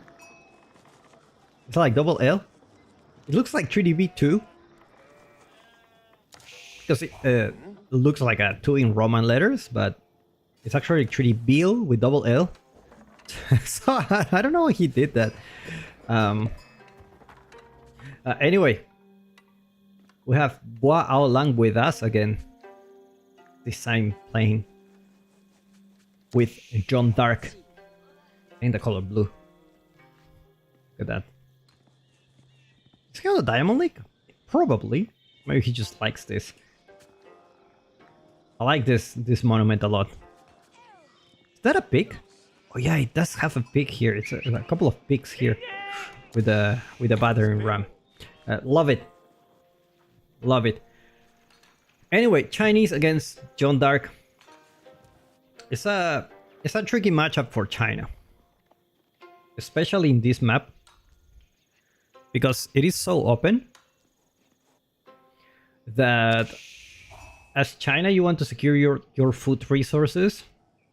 So I wouldn't be surprised if you actually put a Barbican like here, maybe to secure the berries. Here is a better spot actually. You can secure the deer, you can secure the berries. So you need food. You need a lot of food as China. Now remember, John Dark doesn't have the economic bonuses like the French. They produce villagers only 20 seconds for each. So gotta be careful here. You're gonna stay in one town center for long against China. If they go, even if they stay on one, you're gonna get behind. So as John Dark, you want to do a lot of damage. Like, as much as you can. I never took a look at those. Are these all pants? These are pants, actually. You never take a look at those because you're so concentrated in the game. I actually have pants, shirts, and some blankets here. Alright, beautiful stuff. Imperial Academy coming for B. Rushing with 3 villagers. Sometimes you want to build it with 1. But because you're playing against French, maybe you want to put your Barbican sooner than what you actually want. You still can go for the Imperial Academy first, and then go for the Barbican. There's no problem. But if you feel a little bit unsafe, you can always go for the Barbican first. You can actually put it here and push the deer. That will be better for you. Actually has a boar here, so if you actually put it here, you can get the boar and the deer and the berries. So let's see where he puts it. Just need to deal with this bad boy here. Reminds me of my friend, a friend back in Lima, Peru. He has one of these dogs that are like, he was like 50% wolf and it looks exactly like this. Like it was big. You can already tell. Skull of Cavalry only built with 1. It's gonna be John Dark. Usually you want to put 2. Like the build order for John Dark, there are multiple build orders, right? But a build order you want to try is you put 2 villagers, go here, and John Dark, and she's still gonna get a lot of experience building this, and you're gonna get your age up faster. And then you can go to build a mill with John Dark, and you can go for a tower rush if you want. That's a tower rush build, made by Portix. You can check out his channel. He has a lot of builds. One of them was the John Dark tower rush. Meanwhile, B is gonna stay in the Tang Dynasty? I don't think so. He has 10 on foot. He's just gonna be a little bit behind. When it comes to the Song Dynasty, it's just taking some time, definitely. It's gonna stay in the Tang Dynasty. Actually, he went for professional scouts. Interesting choice. I mean, you have the Barbican. I don't think you need to worry about anything. The Barbican will just protect everything here. And just put a Barbican. Have this, have the boar, have the berries. Like, you're having a good time here. It's like John Dark needs to earn her respect first by building some houses before we see which path John Dark gonna take.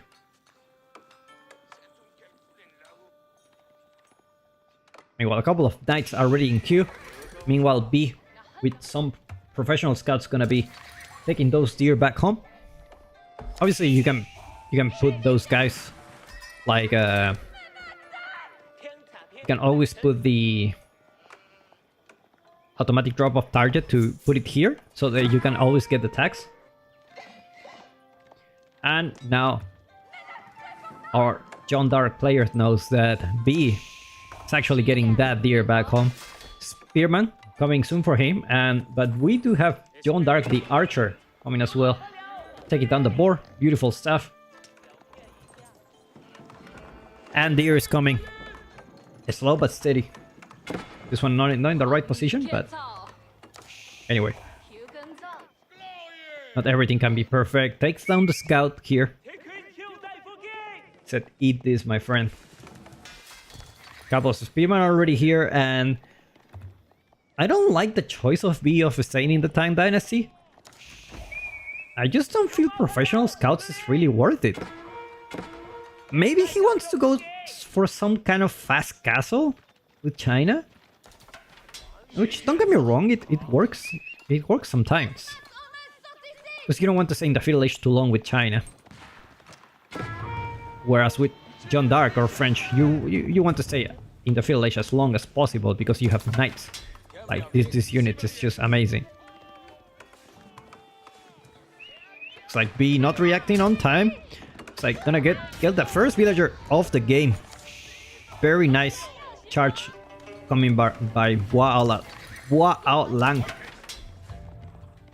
Meanwhile, Uber Eats still up and running. More knights coming for Hua Lang, and looks like B went for a raid here. A knight already there to deal with this. Not gonna be able to do anything. Now, is Hua Lang want to switch for archers anytime soon? Because there is a possibility that they only go knights. And because you have John Dark, you can deal with the spearman with John Dark. But it's not ideal. One of the guys that like to do that a lot is Louis. He likes to go like only knights with John Dark. He's a very, very good John Dark player. Meanwhile, John Dark the hunter here. You gotta be careful with this. Can snipe a villager. 40 damage. Basically needs 2 shots and a skill, and your villagers are gone. Gotta be careful not losing John Dark against this horseman. Look at that. 2 divine arrows. 3 divine arrows. Damn. Damn. I didn't expect that. But it did happen. It did happen. Imperial examinations coming soon.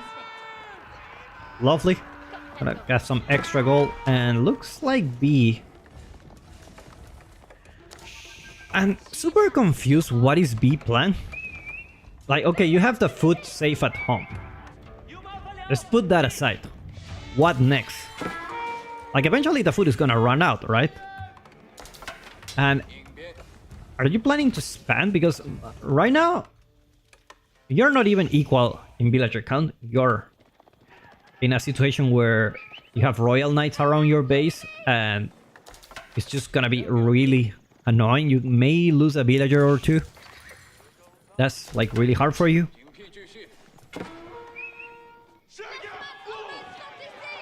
That's a lot of spearmen, and at this point I think Hua Lang needs to think about potentially getting those archers out, because these number of spearmen is, you don't want to fight that. You don't want to fight that. There is a place where you can actually do that, where you have a lot of knights and you can heal them with John Dark. Or you gotta be careful here, these guys are charging. Gotta be careful not to lose John Dark here. At the same time, another raid Imperial official goes down. 5 villagers in total goes down so far for Hua Aolang. Why is Hua Aolang only 1 villager ahead? He killed 5. Did he stop producing villagers for a moment? That may be it.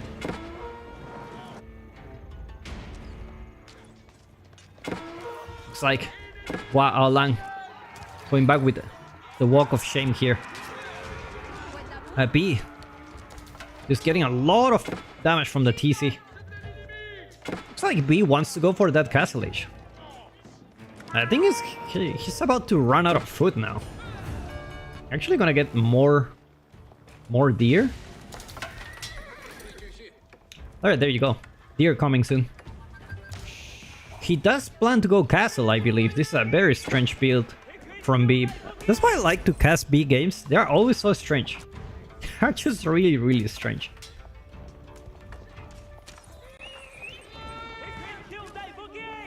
But they're good, man. They are good indeed. Wow, Lang getting that deer here. And he's gonna go for that Song Dynasty finally. Wonder where he's gonna put the Barbican. Just gonna be next to the goal here in the back. It's a very conservative Barbican. But he's gonna be safe from raids, at least on the gold. For now. Hua Lang with not a huge number of knights so far. Let's take a look at the income per minute. Wolf finally down. But B has a lot of spearmen, and Hua Lang is like, nah, I'm not gonna do it. Royal Knights, it's the only way I'm gonna fight here. That's the way of the French. We don't need archers. We don't need archers, my friend.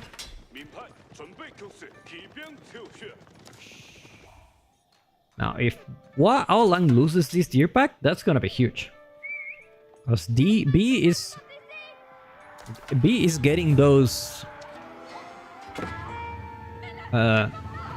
like those deer packs back home, and which means Hua Lang is gonna be running out of food really soon. Now, he does have a lot of food now, but it's a little bit of a mismicro here. Actually, I think I remember encountering Hua Lang in that ladder. I'm not super sure. I'm not super sure. Villagers going back with a walk of shame. The problem is, John Dark, okay, you have a lot of knights, but your opponent have 21 spearmen. Like, you really want to make that trade?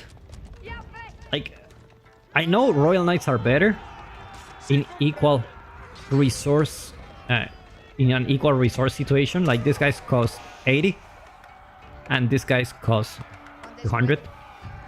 So, in total, it should be like 220, I believe. But he gets a discount.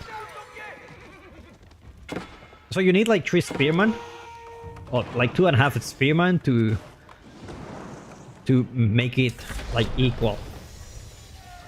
And yeah, you're really equal, but if you have like the same number of knights and the same number of spearmen, the spearmen are just gonna win.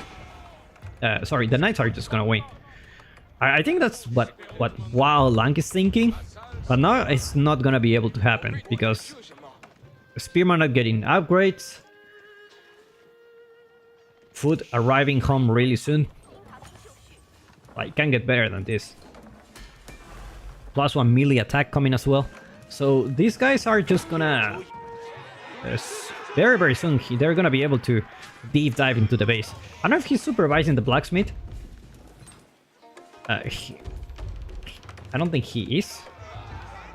But he needs +2 range armor if you wanna deep dive into the base here. Like, Wao Lang just refuses to make archers. It's like, I'm gonna make just knights. That's the way. That's the way. And now he has a problem with food because deer is gone here. And this one is being camped. So he doesn't have food at the moment. You need to go for the berries. And now you're in an awkward situation where you need your army to protect your food sources. And at the same time, like, you are the French. You're the one who's supposed to put the pressure into the opponent's base. Not the other way around. But we can already see, like, oh, if my opponent's just going knights, I just go spearman. Like, there's no reason for me to switch the unit. And we're gonna see knights coming from B as well. It's gonna be a... it's gonna be stealing the deer. Man, the lack of disrespect here is it's quite another level. It's in his face. He knew about it. He does not. He went for the deer. Oh god. Where is B's army? There you go. Now Wao Lang doesn't have any eco upgrades, so he's not even close to hit that castle age. He has a lot of spearman, but your knights already deal with the spearman. You need archers here. You need a lot of archers. Now this is gonna give a lot of experience to Jeanne d'Arc. He's just spamming the divine arrow to those crossbows. But this is not a fight you want to take. Veteran spearman against royal knights that are in the feudal age. No, not the best. Not the best for sure. You just lost quite a lot of knights. Your most precious unit here.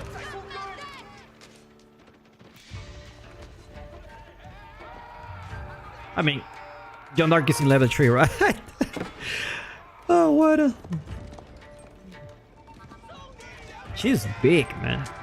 She's really big. Jeanne d'Arc goes down.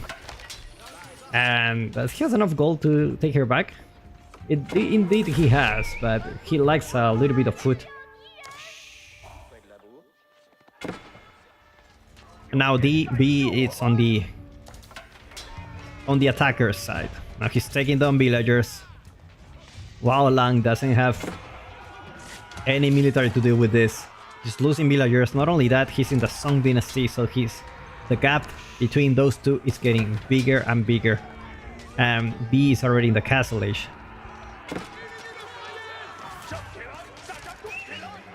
Jeanne d'Arc doing quite some decent damage here in the back, but it's just not gonna be good enough.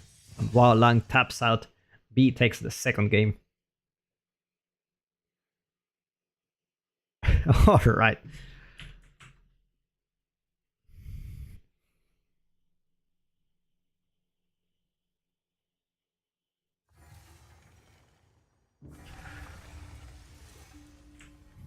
Alright, looks like we're gonna having some 2v2 action now.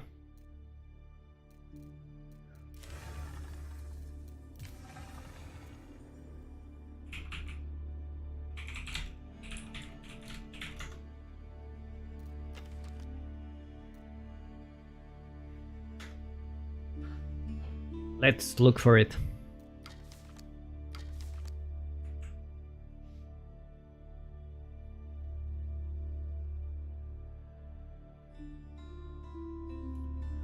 So Eblan team. Huh? Oh no, that's another one. That's E blank and Eblan. Ooh. All right.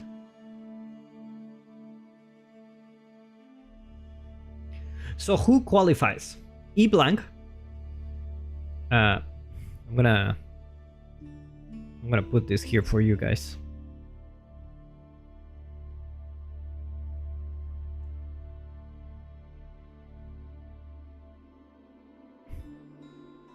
eBlank qualifies. eBlank doesn't qualify.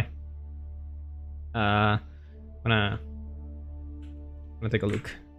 Here, Elephant qualifies. Magyar Marauders, which is Myriad and Corvinus, qualify. I'm having some juicy 2v2s now. Very juicy.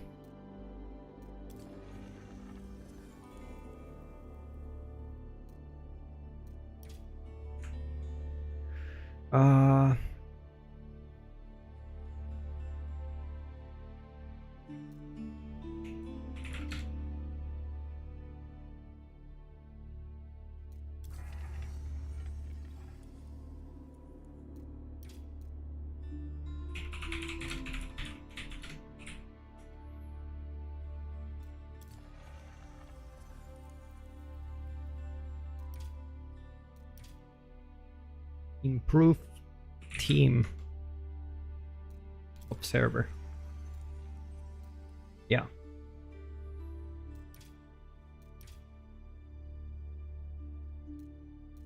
I do have it. I do have all the mods. Yeah.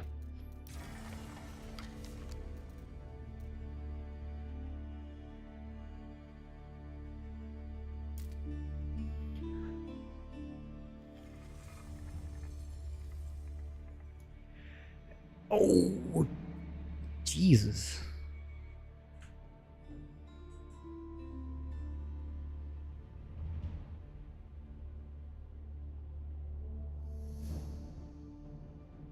Wait a second, we're planning.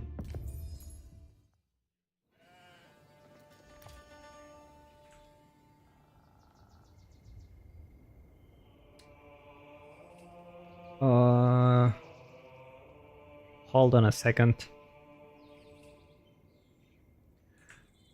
Just wait a little bit, guys, for the next match.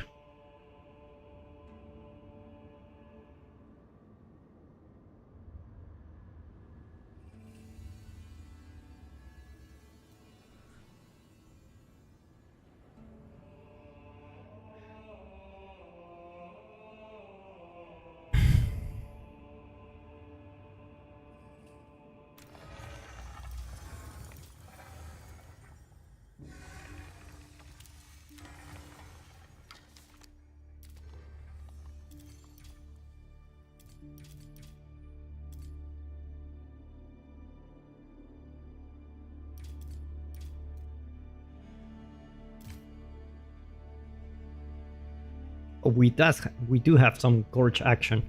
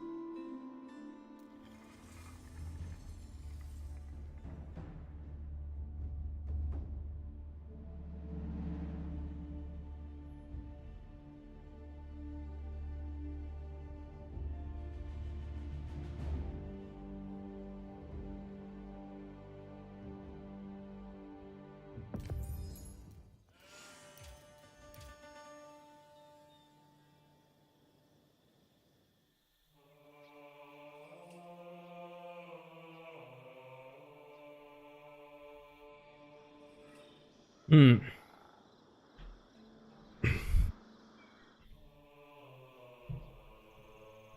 Alright, guys.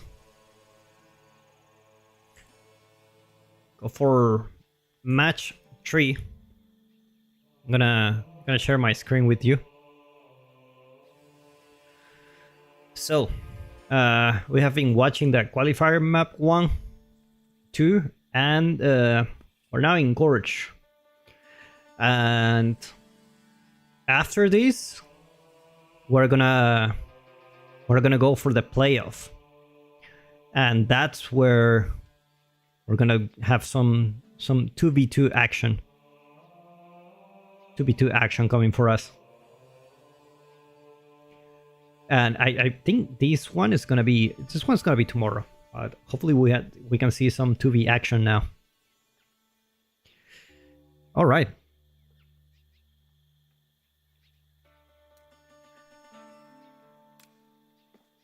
Let's go, guys. We have Louis playing as the Holy Roman Empire against Deniskia playing as the Byzantines. Now we have both of them. Again, I think we didn't cast Deniskia before, right? I think so. We did cast Louis, and we saw him with the Holy Roman Empire. And look at that. Now he's gonna go for that early barracks. Gonna have some Dark Age Spearman action here. I like this. Does he know about where are the berries? He does know. Well, he didn't know, now he knows. He's lucky that it's not like super in the back. And likely for Deniskia, like the gold, it's in another position. Because if this was close to the berries, which sometimes happens in this map, where just the gold is like next to it, and you can just put a tower here and just deny the berries and the gold for your opponent. It's not this case, but Louis is just gonna send a single spearman to delay Deniskia. And I'm not really sure how this will work. I'm not super sure about it. Just because these guys have access to Acritoid defense, and they have +1 damage in the Dark Age, and their armor +2. So basically these guys have same damage as Spearman, and they're actually better than the Spearman, to put it that way. Did he activate it? Oh, he does. He does have it. He does have it. Come on, Deniskia. Beat his ass. Beat his ass. There you go. Tell him. Tell him you don't rush the Byzantines. Come on, tell him, Deniskia. Now, Louis is just being very annoying with this one. And he knows this buff is gonna run out. Deniskia already have enough gold. So he's gonna go for the Grand Winery now. He's gonna give up that mining camp, unfortunately. A little bit of a overextension from Louis, perhaps? 5 Spearman in the Dark Age. Definitely very interesting. Actually gonna go for the boar. He's going for the boar. He is. I love this play. Like, you can get the boar early on, because your opponent is already having the pressure in his base, so you can have all the food in the map, all the food you want. You can even go for your opponent's boar, but that's a little bit too far. I'm gonna pull the boar here, just so I can get closer to the deer pack. And there you go. It kind of like reminds me of this meme I saw on Reddit. Like, I go for textiles. You go for textiles because you're getting raided. I'm getting textiles because I cannot micro my villagers in the boar. It's like, because you go for 8, if you don't look at them, one of them will die for sure. And indeed, a tower rush coming here. There's nothing Deniskia can do about it. it's too many spearmen here. Too many spearmen to be able to do anything about it. And this landmark, unfortunately, won't be getting much value from it. Louis does send a prelate here, so his food income, it's gonna be very juicy. Very, very juicy. Is he gonna build another prelate? Not yet. Like, he needs to age up first, otherwise just gonna be very late on the age up.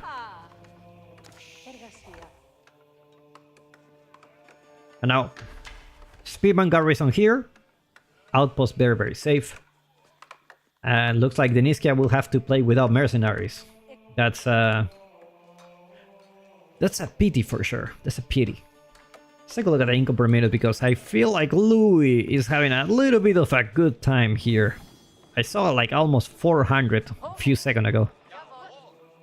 That's juicy. That's really juicy. And he's gonna be able to age up really soon. Have like 6 villagers on gold. And the question is which landmark he's gonna go for. Are we gonna see some main work action, or are we gonna see some, you know, some extra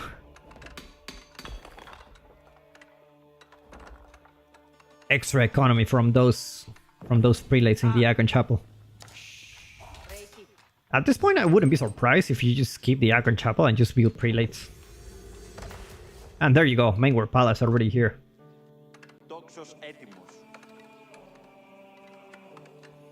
I guess against the Byzantines, you really want to be in that aggressive position the whole time.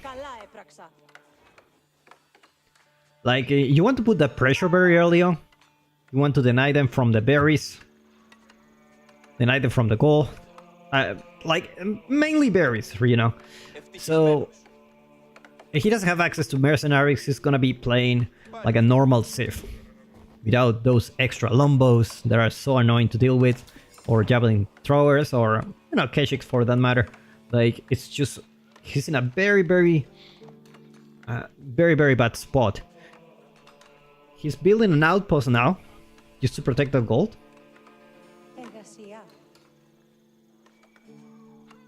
Probably he should be using those archers just to defend. Like, Louis is not gonna be attacking the gold anytime soon. This is more like a... This guy's crazy. Maybe I'm just gonna... I'm just gonna put an outpost before he does here. I like this move from Deniskia. Actually going with some archers. Looks like Louis will rush this outpost. Gonna be microing this. Very nice micro coming from Louis. Gonna be careful not to lose the prelate. Our prelate goes away. But looks like Louis will get away with this outpost, and he didn't lose a single villager. Now, does Deniskia know about this board? Probably he does, because in the minimap it doesn't show. That's definitely a possibility. Louis knows Deniskia may come here, rushing another outpost, just in case. You don't want to... My god, he already 1.6k. He's gonna go castle. He's gonna go castle. These to me is like, I'm gonna go castle and I'm gonna go burger you. This is like definitely a burger. 100%. 100% this is a burger play. Now, I don't like that the outpost is here. So archers still can get away with that. Looks like he will just position the villagers here, but eventually they will move around again. Now Louis is gonna hit the age up soon. Fortified outpost coming soon, meaning Deniskia will have fun. He has very little room where he can actually take this down. And you can grab all the villagers, take it down, and start producing mercenaries. Like, now that this is fortified, that's out of the... That's not a question anymore. Like, you cannot do that. It's like, he will push Louis out of the goal for now. He's coming back. Does have some emplacements, so these guys won't be able to do much here. And also have access to emergency repairs. Definitely not gonna be having a good time under this outpost, especially against the Holy Roman Empire.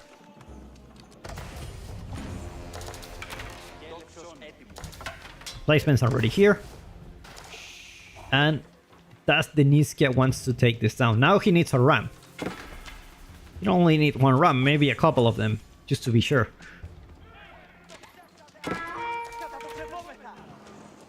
And indeed we see the Burgrave Palace coming for Louis. Very nice build to deal with the Byzantines, to be honest. They are in a really tough spot, if you think about it. Like, no mercenaries. It's like the Byzantines from the AliExpress version. Outpost coming soon. He's gonna be building a ram. Let's take a look at Louis' vision. He does know about it. He doesn't know about it, actually. He's gonna know soon. That's what we know. He's gonna know soon. Prelate next, right next to the relic, very, very close to it. Get ready to grab it. Now more units coming here. Looks like Chiropractor gonna be burning down that outpost. And he will be losing access to this food, unfortunately. But he should be having plenty of sheep at home. Yeah, he has 9 sheep. Like 11 sheep so far. So man-at-arms are not gonna stop anytime soon. They're already better man-at-arms. And +1 range armor. This guy can take everything that you see here.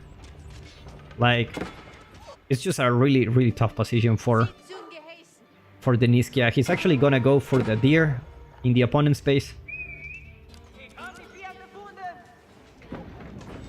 And now man-at-arms will deal with this very, very easily. They don't have quite a lot of damage yet.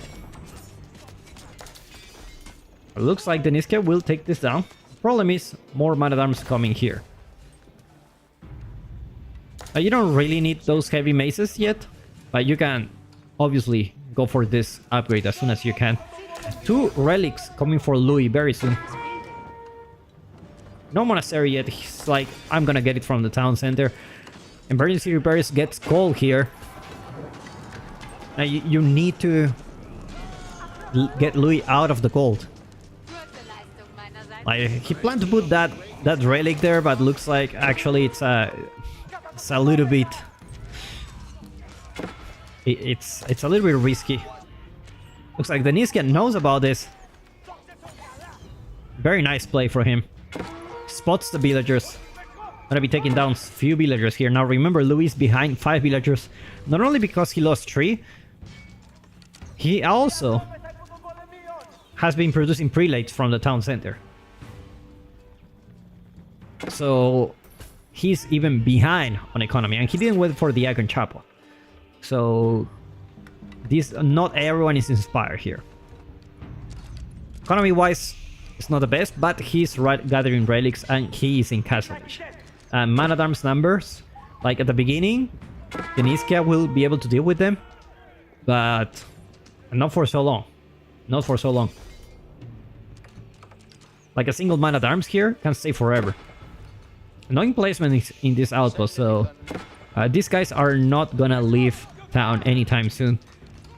A single man-at-arms is just gonna cause so much damage against Denizkia. And this is to a point where he already deal with the damage here. And now I'm gonna go for it, and Denizkia taps out.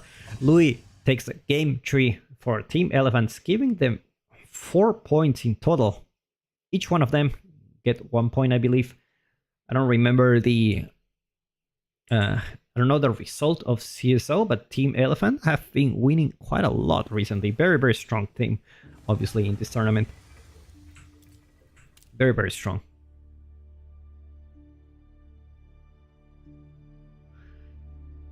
All right.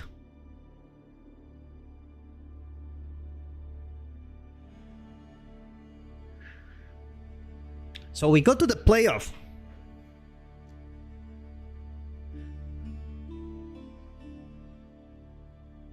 I have it here.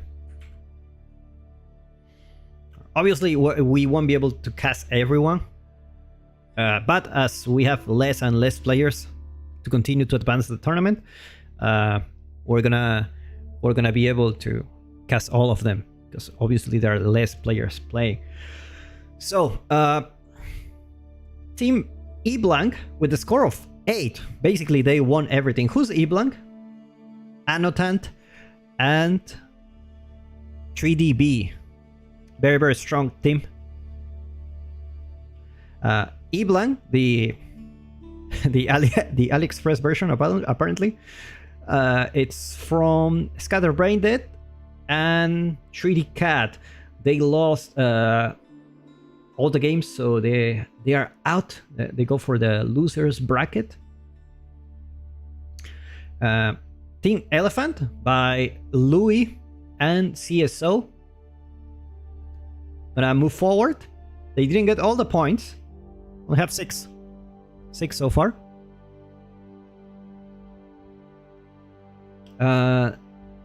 Maygar Marauders got 4 points. These are Corvinus and Myriad. Let's take a look at where it's here. Am I blind?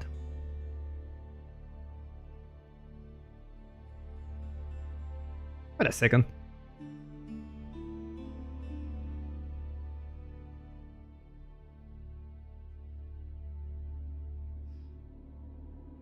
Where are you?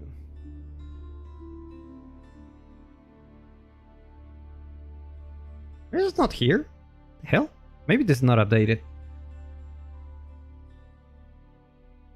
Let me take a look at this. So yeah, it is here. So, Myriad and Corvinus advance to... Oh, they changed the team name, I think. That's why I cannot find them. I don't know.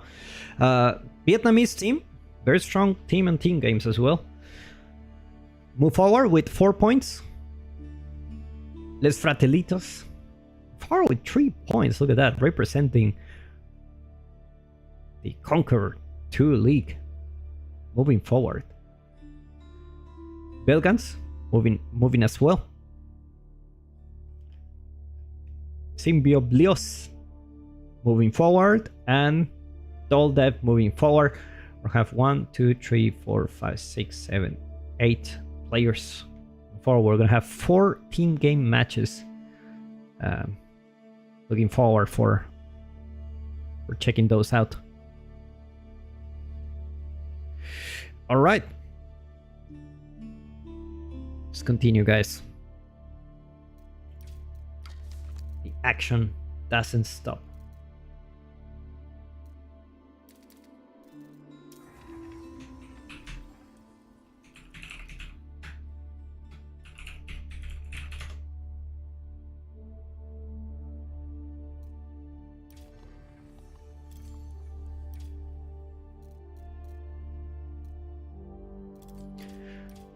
So team games haven't started yet, so we're gonna have to wait a little bit.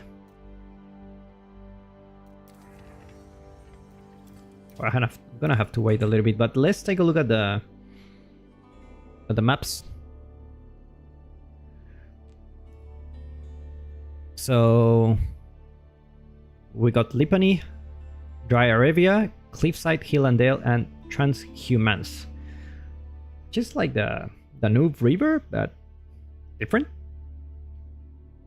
I tried out this. I'm not sure what's the difference, but there it is. So mostly land maps.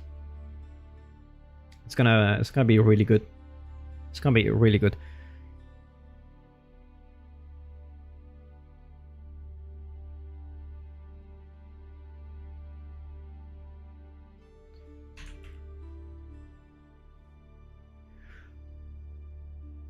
Hope you guys enjoying the tournament, and we will move soon to the 2v2 match.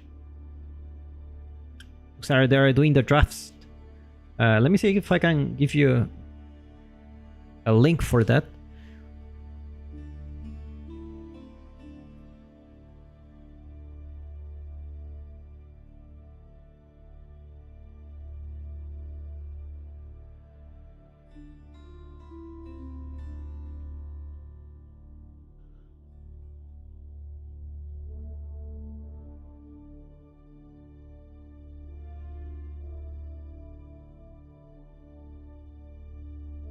So no link.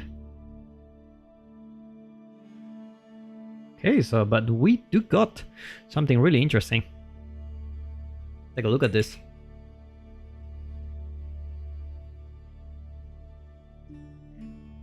So we're back with the 2v2s. That's CSO, Team Elephant against Designator and Vegeta. Love the name. Corvinus and Myriad against Niskia and Yellow. Vietnam team, Hua Lang and Kaio. Looking forward for this one. They are very, very strong team game players in Asia. Symbios Legend Obli against Anotan and B. Anotan and B obviously very, very strong team.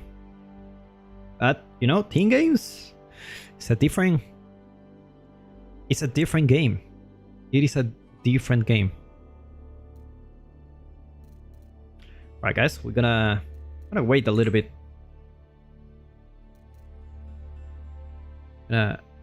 Wait a little bit until they start. Hopefully, I can rest my throat as well.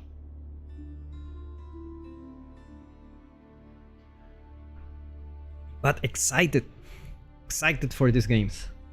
I have a lot of team games action.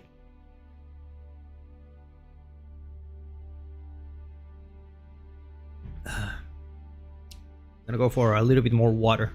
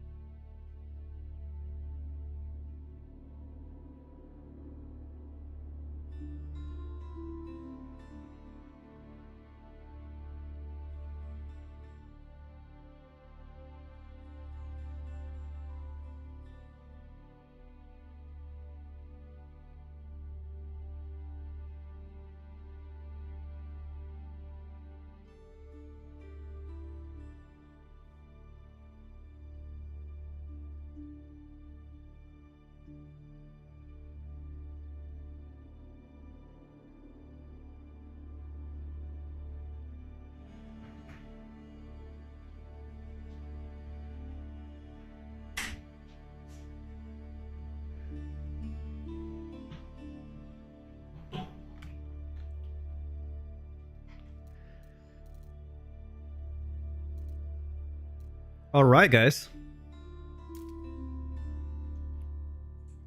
Gonna choose one word. Let's choose CSO, Team Elephant. It's It's gonna be Team Elephant against Vegeta and Decinator. What's the name of these? Vegeta, where are you?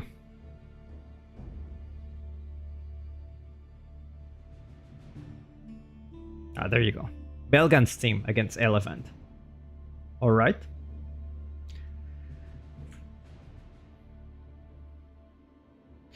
Now let's see if the observer mode. Oh, it works. All right, guys. Time for some 2v2 action. We got in the color yellow playing as John Dark, this CSO. His teammate playing as the Holy Roman Empire. It is Louis MT. Louis MT has been playing Holy Roman Empire the whole tournament, man. I'm not kidding. In the color red, playing as the Abbasid dynasty, arguably one of the best civilizations in the team games, is Vegeta. And his teammate, Decinator, playing as the French in the color blue. A very nice synergy between the Abbasid and the French. The Abbasid can boom like a madman. Like, the Abbasid can boom like a madman. And, you know,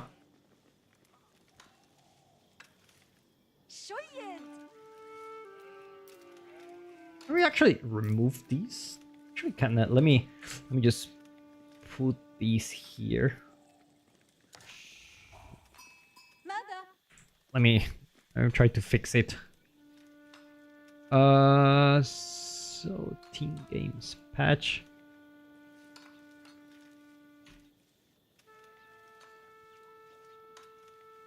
Something like that. There you go. Much better. I don't want to spoil the results. Let me see if I can. Yep.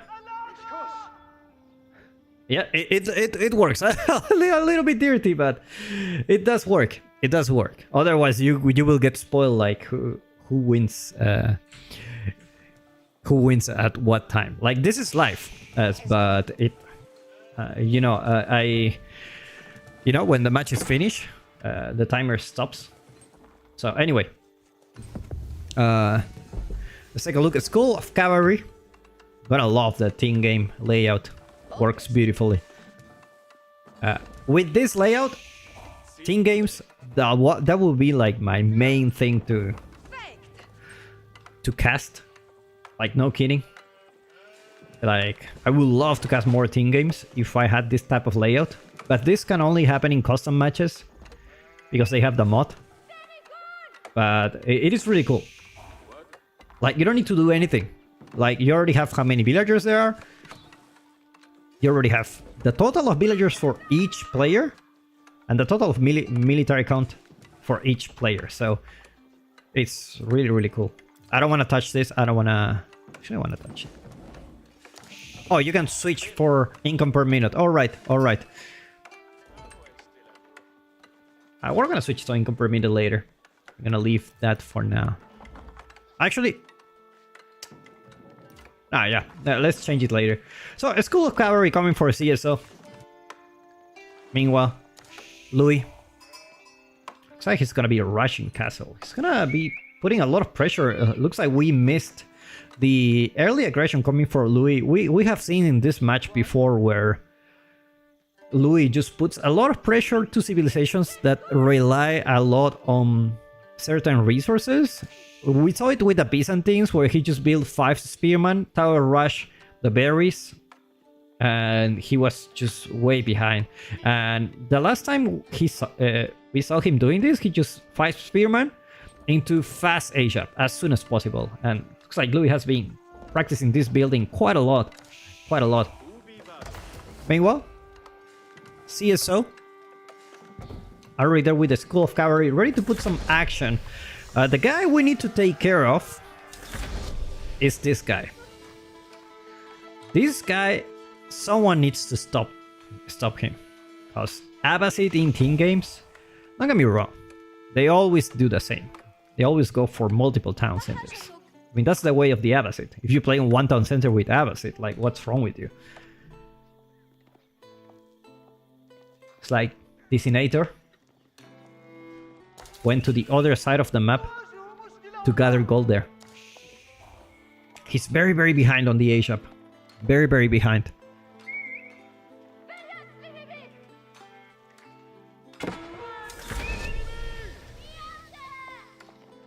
First Royal Knight already here, and looks like it's gonna be like a situation on like a kind of like similar to 1v1.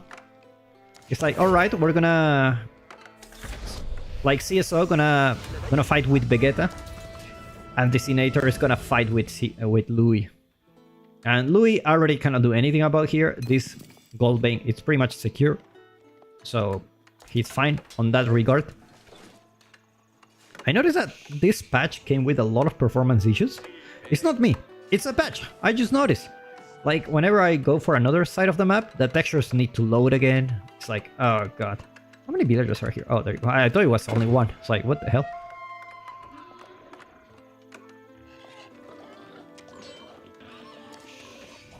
It's like John Dark already getting some experience.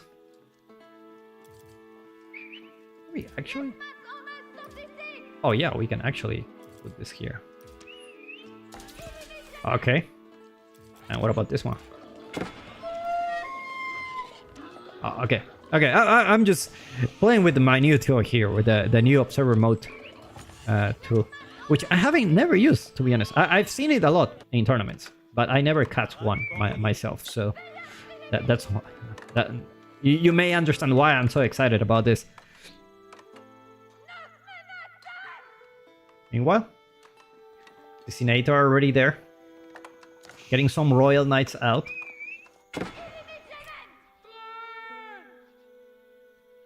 Take a look at CSO point of view. Now looks like both of them want to attack French. Like they're deciding, you know what? We're just gonna beat French ass. Gonna do a 2v1. They know Abbasid cannot do anything, and oh no. We're seeing some infantry coming for Vegeta. Only 2 town centers? I would love to see Camel Archers from him. Like, his economy is really good. Like, no one has arrived here. Like, Royal Knights are just... Designator is just gonna give you so much time. Because CSO and Louis are taking down Designator. And that gives you plenty of time to go 3 TCs, even 4. And just go a lot of Camel Archers. Camel Archers will deal with Royal Knights very, very well. Very, very well.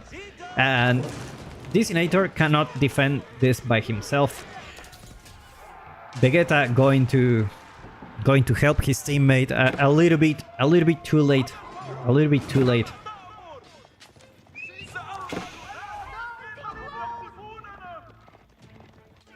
Looks like Designator will pull back from the gold, and it's gonna go for a double outpost here. And that's the thing, whenever you have a 2v2 situation, you always go for the French, because it's the easiest one. You just deny the gold and that's it. It's the easiest to punish. Now Vegeta obviously booming very, very hard. We don't know how many villagers they killed there, but definitely there is a slight advantage. Going for some farms, I don't dislike the idea, but I would love Vegeta to actually go more town centers here. I just go for some camels, man.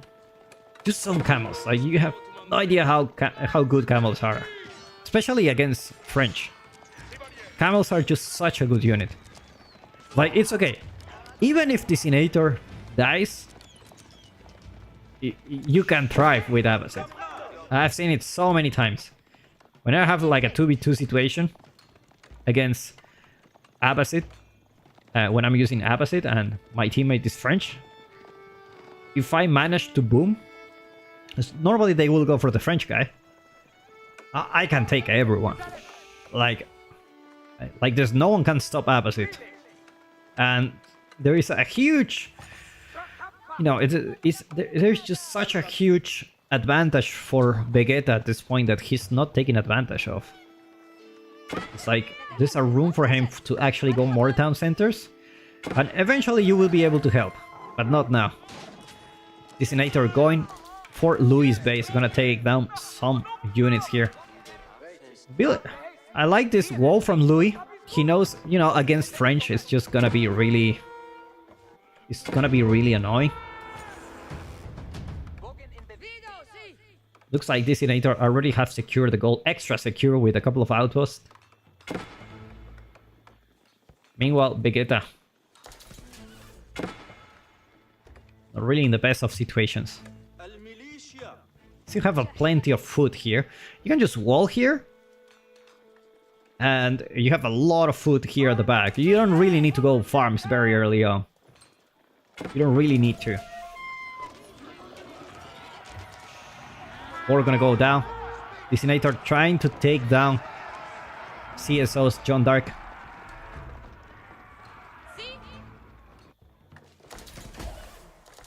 Let's take a look at the income per minute.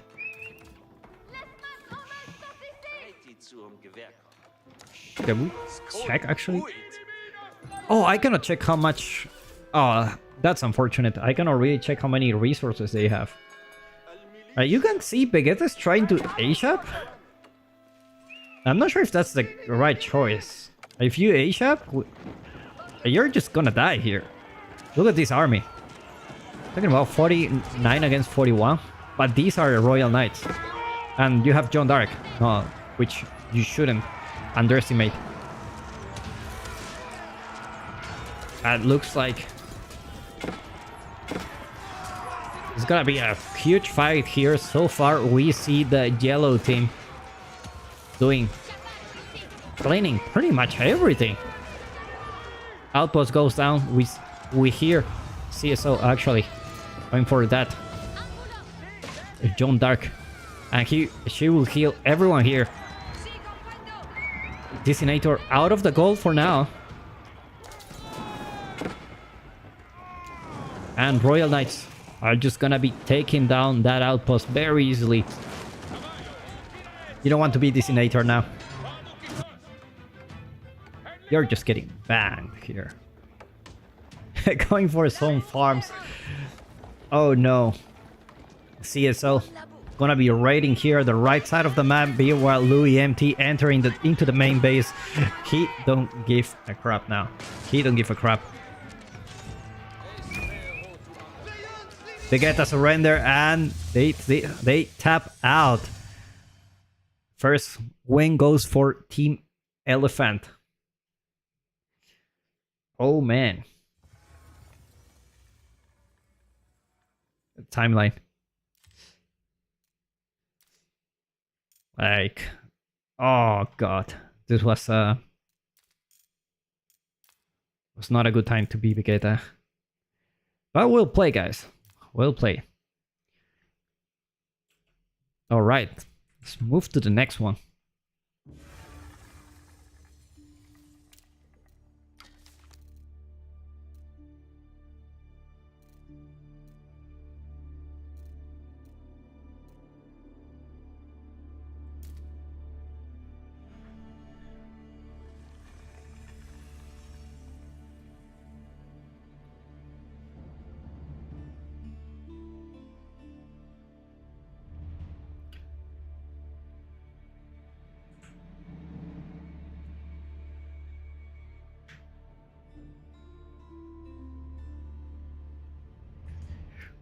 Let me take a look at the... So it's a best of one. So the players are best of one. And then it's gonna be... Oh no, they don't have the observer mode. Not like this. Let's see if we can find Anodant.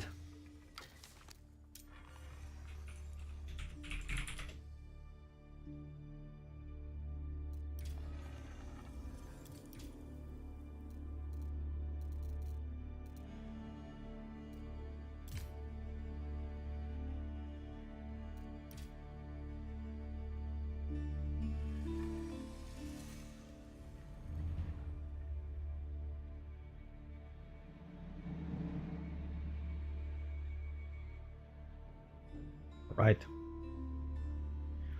We got the Russian squad. Arodan is from Belarus. B, I think he's from Russia. I'm not sure where Symbios Legend and Obli are. We will see. We will see.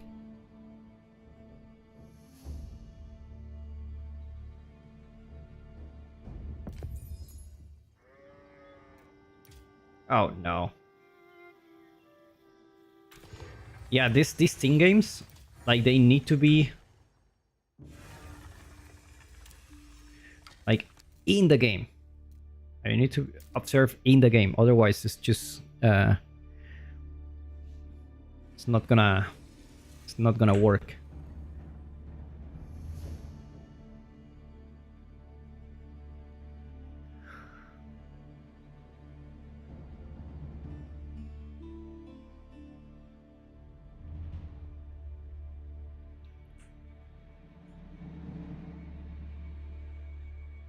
Let's move the patch up.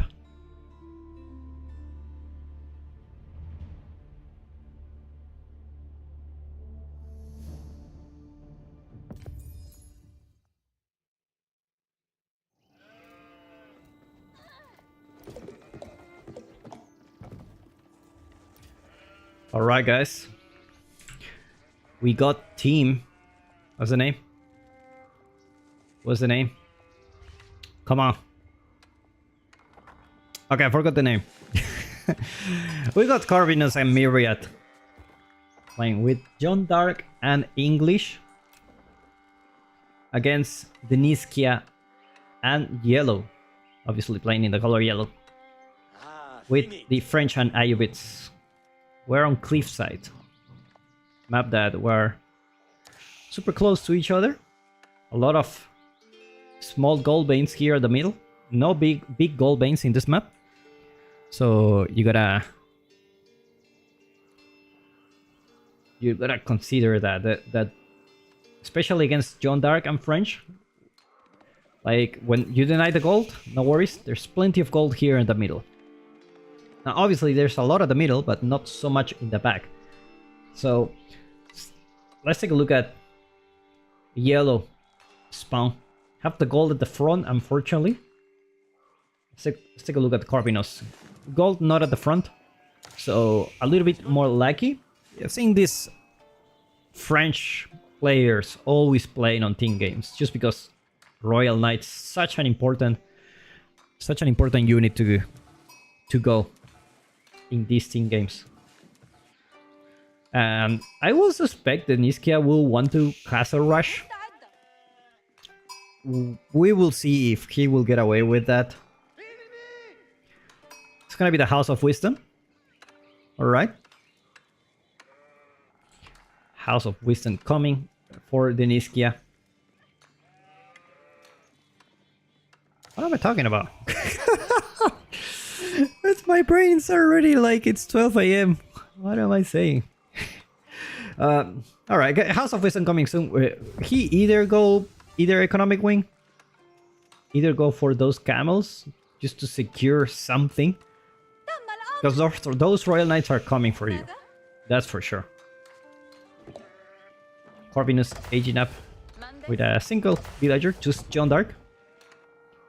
And well, it's gonna be the Council Hall for Myriad. Now, this combo is very, very powerful. Whenever you see French and English in the same team, or John Dark, it's a field fight. This is field aggression. 100%. And Corvinus building a mill looks like he's gonna get that early wheelbarrow soon.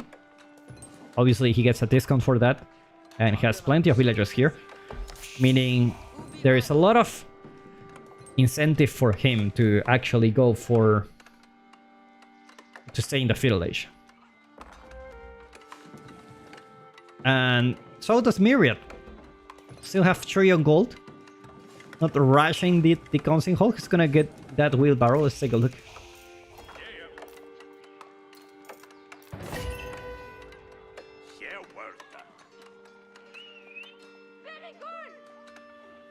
Yep, wheelbarrow coming for Myriad as well. So these guys have been cooking. Meanwhile, yellow is like, I'm gonna rush Royal Knight into your base. And looks like, oh my god. It's gonna be the Culture Wing. 2 dervishes for the Niskia. I like it, except for the fact that there are also Lombos here. This outpost maybe should have been here. Otherwise, Lombos are just gonna be on reach. That's the problem. And dervishes, don't get me wrong, dervishes are really good at healing villagers against those Royal Knights. But if the Lombos also come, you're gonna lose your dervishes, you're gonna lose your advantage here. So we see the first Royal Knight, and we already see barracks coming from Myriad. It's gonna be rallying some units here, just in case. Not gonna be rushing, you know, so far. Gonna take his time. Meanwhile, Corvinus already there with professional scouts. Damn. And early chivalry. What is going on in this game? Oh my god. Like, normally you want this upgrade when you have a lot of knights. So it's like, okay, like, I'm gonna heal them, so you get a lot of value. But getting this, you don't get the value right away. You need to have some knights on the field.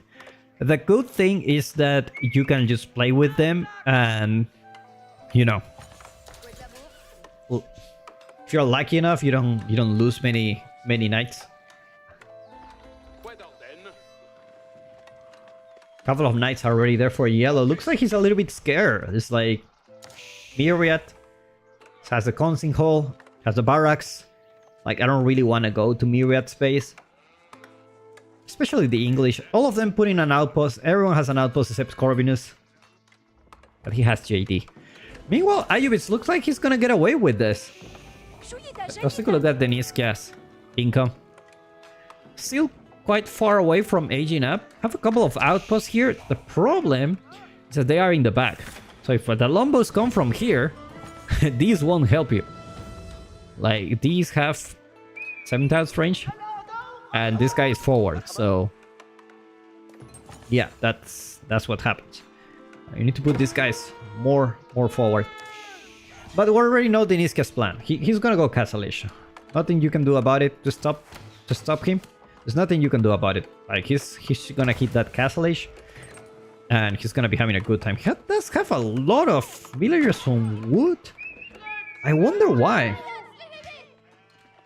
Looks like yellow getting some good trades here. Takes one villager, loses a knight. Not the best trade now, for sure. Not the best trade. Meanwhile, Myriad gonna be pushing slowly. Let's see where he decides to push. Either you go for the French guy, either you go for the Ayubit. And he's going for the Ayubit. And the Lombos are gonna be in range of this, most likely. Maybe an angle where they are not, but most likely here, if you put them like right here, like it's gonna be a disaster. Now the problem against the French is that you always need to watch your back. Always having a knight somewhere. No walls from these players. None of them has gone to the wall. Want to beat a wall, like, and that I will be very paranoid when there are French knights on the field. Definitely. Let's take a look at Myriad's vision. So I know he knows where they are, and this is what I'm talking about. Like, the outposts are at the back, so Myriad can just stay here, and he's gonna deny the gold. Let's take a look at this. There you go. Golden Knight. Look at the healing, man. It's crazy. And it all comes to having these outposts a little bit more forward. If these outposts were like here, this wouldn't have happened. You don't want to go here. This is the town center, right? Looks like Myriad already research siege engineering. He's gonna be pushing here.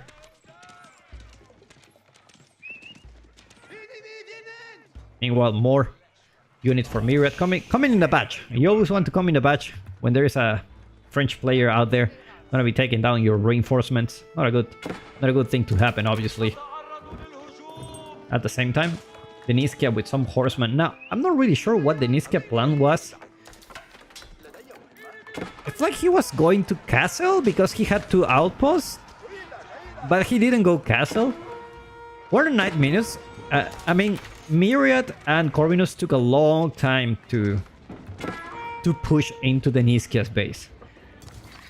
He could have easily go castle-ish, like no problem.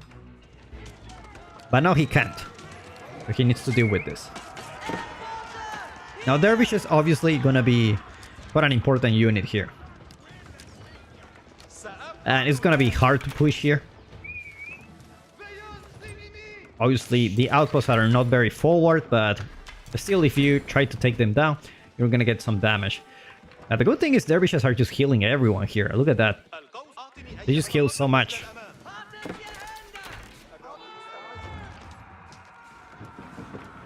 Passively healing all nearby units. That's massive healing. I love it. I love it. Maybe it works. Meanwhile, Yellow massing more knights. Not raiding that much. Not raiding that much so far. Looks like Corvinus will join the party of. I also have an outpost here on the gold. And now they are gonna be pushing into Deniskia. Deniskia trying to raid here and there, but it's just a distraction. Has plenty of units. Problem is, where is Yellow? Yellow is here. Orange coming here. Dervishes need to heal everyone here. Plenty of knights on the back, but looks like Corvinus pulling back his knights to deal with this. Oh, this is an army, guys. This is a cool army. The dervishes and everything, very, very cool. Meanwhile, English playing Farm Simulation. Nothing out of this world yet. And they're going back. It's like, you know what? You know what? Screw the Ayyubid. Just go to the French. There is not many spearmen coming from Myriad. So, I mean, these knights will do very good against Royal Knights as well, but it's an equal trade. And not many spearmen here. So you gotta be careful. Because there's a lot of archers. 4 spearmen is just not enough. Especially when you have a lot of horsemen that can deal damage. This can be huge. Myriad.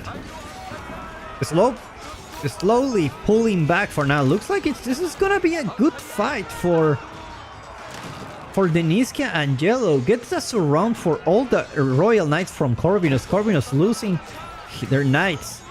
Quite a lot of units here from Orange. And Corvinus loses quite a lot of knights. 1 villager less for Myriad, trying to put an outpost here.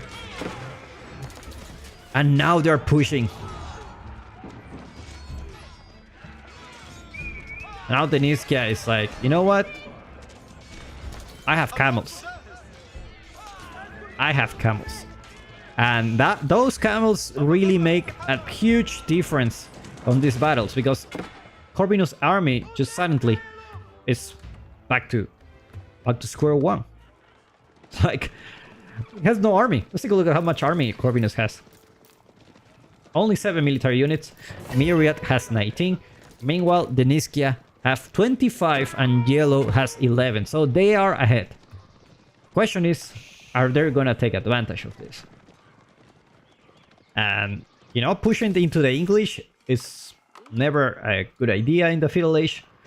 Actually, it's never a good idea to push into the English. To be honest, it's such a terrible play. It's such a terrible civ to play against. But they do have an advantage, for sure.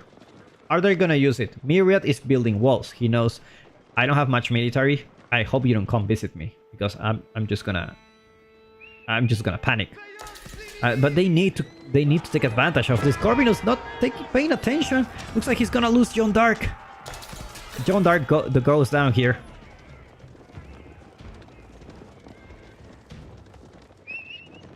And another knight. So he's gonna get away with it. Deniskia not reacting on time.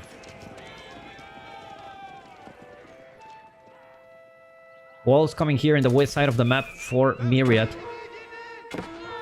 And a knight taking down quite a lot of villagers here. Yellow losing quite a few villagers. Not a single unit to defend these villagers. Sending a knight just to be safe. Is Deniskia trying to age up? Not yet. It's quite a lot of wood. Might as well put some farms here and there. Are you just gonna go for Corvinus now? And I like this. Corvinus is the most exposed player now. He doesn't have an army. This is not the English base where everyone has like 20% attack speed. And now Deniskia is just pushing. Now, gotta be careful here. You don't wanna push too much under the town center. Do they have +1 range armor? They do have. All of them, they do have. They're gonna be very tanky. John Dark already level 3. They're gonna be pulling back for now. There's plenty of spearmen coming from Myriad to save Corvinus. Deniskia with 85 supply. Yellow with 59. Myriad with 96. And Corvinus with 55.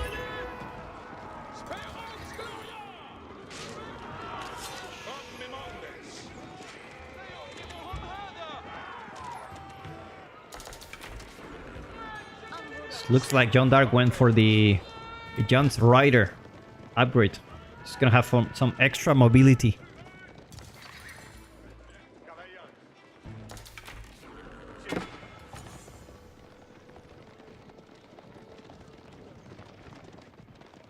Archers going back to the base.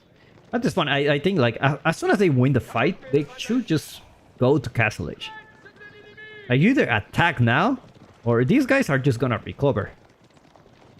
And this John Dark is really hard to take down. It has a lot of HP, has a lot of defense, so she's gonna tank a lot of damage. A lot of damage for sure. It's like another knight raiding Yellow. We'll go for a early farm transition. Myriad didn't finish the walls, unfortunately. But Deniskia looks like suffering a little bit from success. Has a lot of resources. How about Yellow? Oh no. Oh no. So he wants to age up at this point. I have plenty of villagers on foot. I don't know exactly where.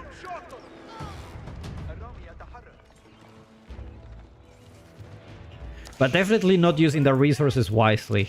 Corvinus, on the other hand, and Myriad are using it. And Myriad looks like he's gonna go for that Castle Age. He has plenty of army here. And Corvinus have the army once again. Managed to recover.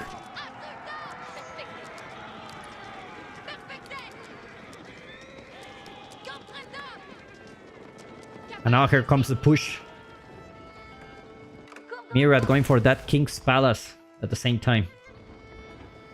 So even if this push fails, he's gonna be upgrading all these units. He has 50 military units. Gotta be careful not to take a fight here. Corvinus playing with fire. There's a lot of these raiders.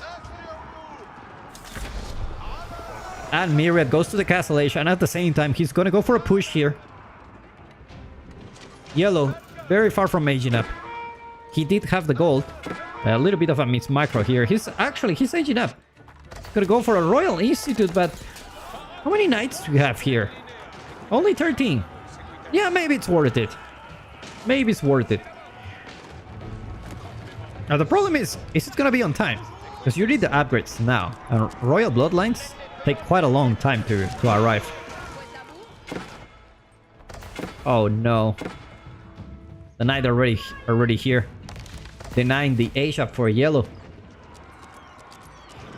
A Myriad pushing with a couple of rams, and these guys don't have +2 range armor yet, but veterancy is already there for these guys. Let's take a look at Myriad. Man at Arms coming soon for him, as well as veterancy for archers, +2 range armor, and he's not gonna stop. Yellow is in trouble. He cannot A-shop. Corvinus already knows this, so he sends all the knights here just to deal with this. But yellow already there to protect. The problem, if yellow is here, who's in yellow's base? Who's actually gonna save yellow? Royal Institute finally do A-shop, but at what cost? Yellow knows that he only needs the royal bloodlines. That's all he needs. Jeanne d'Arc might potentially goes down here. Remember, Corvinus is still on the H2. Is he trying to A-shop? Let's take a look. Not yet. It looks like he's relocating villagers to another gold. That's a huge line. But he looks like he's looking forward to. Ram gonna be taking down the Royal Institute. Is it gonna be enough upgrades? Gonna come in 50 seconds. I don't think this upgrade is gonna go through. Yellow, you need to go now. Your upgrades are gonna get stopped if you don't. But at the same time, if you go, you also lose your knights. There's a lot of spearmen there.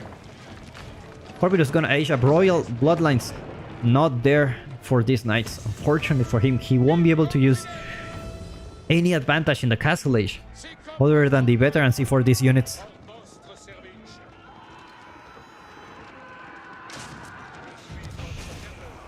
And now Myriad is going for the kill. A game that looked really good for Yellow and Deniski at the beginning. Took a great fight. But they failed. They failed to capitalize on that wing. Like, they should just either go away and, like, Corvinus didn't have any army, and that was their time to attack. But now it's just so hard. Now it's just so hard. Horseman coming soon, but veteran archers don't joke around. Lancers are already here. Corvinus already on H3, getting that veterancy and royal bloodlines. Landmark still without being used now. Looks like this is gonna be a good fight for the blue team. Plenty of Lombos here doing quite a lot of damage on the back. Jeanne d'Arc healing all the units here. Royal Bloodlines coming, but Corvinus losing all the army here. He's back to 3 military units. But Jeanne d'Arc getting so much experience from this fight. It's almost level up. He's about to level up. Yellow, no man's land here. Actually lost all the landmarks. What's the supply of yellow? Only 49. Either Deniskia needs to put a miracle here. Oh, for a second town center. Go. He's trying to recover, but I feel like that's not enough.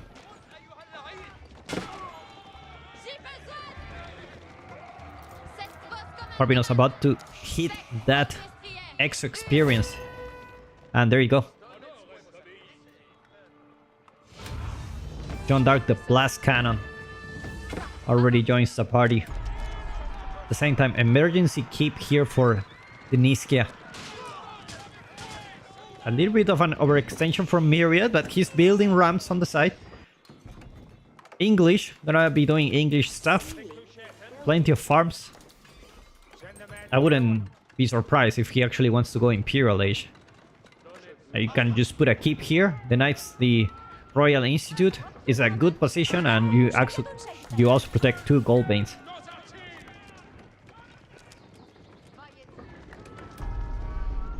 As an Englishman, you really need to go for those trebuchets. Walls coming here for blue.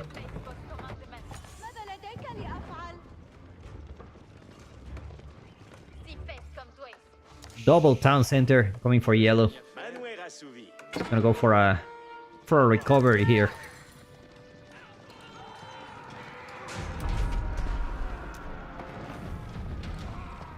But yellow gets caught here. Remember, last cannon has plenty of damage. 40 each. It's a hand cannon. It's like a hand cannoneer with 4 legs. Yellow going for more stone. Either more TCs or a keep. But looks like Deniska. Oh, his army is here. He's gonna be losing it.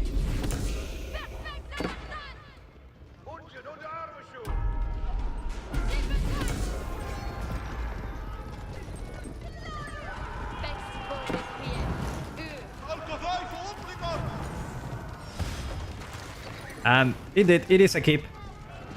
It is a keep. Not gonna be able to build it. Royal Knights already arrived, but these guys don't have the royal bloodlines. These guys do. 322 HP. Meanwhile, Myriad pushing really hard into Deniskia's base. Already solidifying his position with the Siege Workshop. Gonna be taking down all this production here. Especially, you only need to take down the town center and this, and the game is over. And with 6 rams, you can definitely do that. More units coming as well. Deniskia dealing with Corvinus. Meanwhile, a keep cannot get up. Cannot build a keep yet. Why does this guy have the... What the hell? Why does he have the... like the king? And 5 rams coming here. Taking down the town center. I think we know what's gonna happen next. Niskia and Yellow with... That's if that's all the army they have. Even Myriad by himself can deal with this. Definitely. Well, a low attempt. He's trying to pull a miracle here. Lombos immediately snipe the dervish. Town center down. But unfortunately the rams are coming down. Is he gonna build more trebuchets? And indeed, Myriad by himself is taking down Deniskia's base. Even need Corvinus' help. Where is Corvinus? Oh, there you go. Jan's elite riders coming and Deniskia surrender. Well played by these 2 guys. With these 4 guys. Alright, so game number 1. Team Elephant and Corvinus and Myriad move forward. Looks like they're gonna face each other.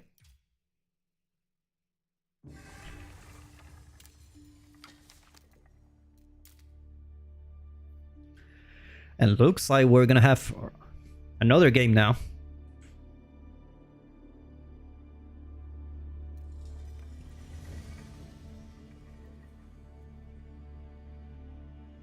We're gonna be putting these here. Alright guys, hold yourself. It's gonna be a good one. We're getting into the last stages of this tournament for today. Corvinus, Myriad, and CSO and Louis MT. You gotta love this match.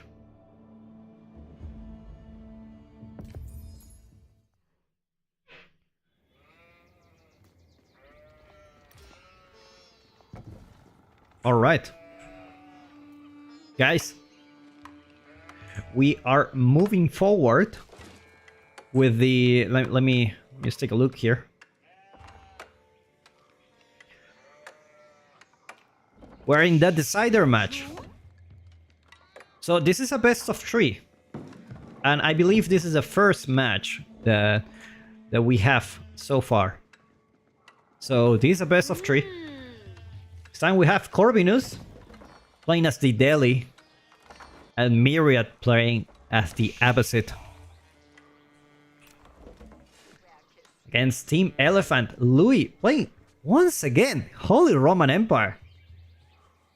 I think Louis has been playing Holy Roman Empire like all the matches this tournament. Like all of them. And he haven't disappointed so far. CSO. Meanwhile, with the French, as always. I'm gonna grab a sip of water. CSO is a really good player when it comes to French or Jeanne d'Arc. He's really good with French and Jeanne d'Arc. It's one of the main civs, so no wonder he's using French at the moment. Meanwhile, Corvinus, I suspect Corvinus doesn't really want to fight a lot in the Feudal Age. I don't think that's the case. I think it's they're just gonna go for a castle here. That may be it. They're gonna go for fast castle. Meanwhile, Myriad is a huge problem here. Like, that will depend on Louis and CSO where they put the attention. It's Delhi and Abbasid is a very strong combo because if Delhi goes to Castle Age, they're like really scary with those elephants. And Economic Wing obviously coming for Myriad now. It's gonna be not gonna be having the best times. you gotta stop this. You gotta stop this somehow. Meanwhile, let's take a look at CSO. Obviously, School of Cavalry. And Louis is gonna go for the Akon Chapel. Very, very conservative now. We're playing against the big boys, so obviously every mistake here can cost them the game. Now, we're in the best of 3, so we're gonna be having quite a lot of fun here. Now, Myriad already going for the stone. Question is how many town centers he will go for, and I wouldn't be surprised if he goes for at least 3 of them. Like, at least. I wouldn't be surprised at all. Meanwhile, Dome of Fate coming here with 4 villagers. It's gonna be putting some secret site pressure. I don't think it's gonna work against the French. Like, you don't want to go Spearman because you really need that mobility. And we have seen it very often in these team games that mobility is just key in these games. Like, you don't want to go infantry if you don't really have to.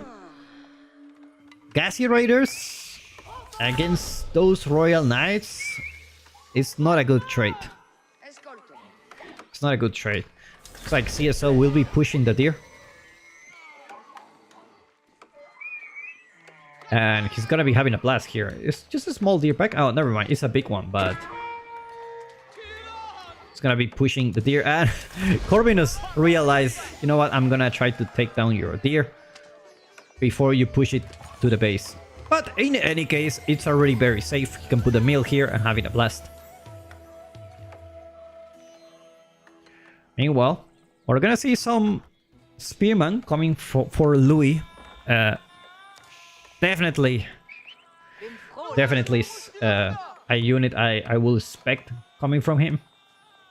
Just because Holy Roman Empire is the exception when it comes to infantry. Because they go fast. They go fast. And you're gonna see a lot of Gassy Raiders. Actually, a Louis building man-at-arms. Now, this is really interesting. Very, very interesting.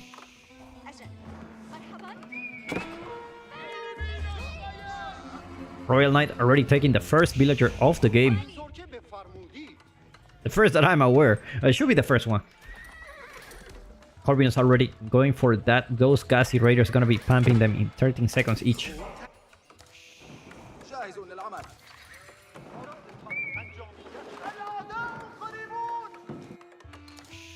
Meanwhile, CSO having a blast here.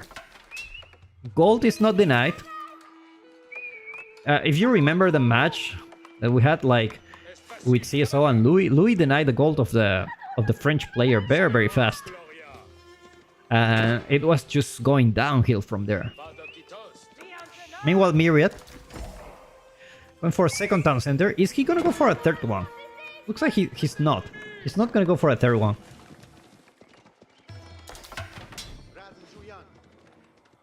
Let's take a look at the income per minute. It's really hard to see. Like, you can put the income per minute, but you don't see the total resource count. And that's really important because you don't know when, if they plan to age up or not.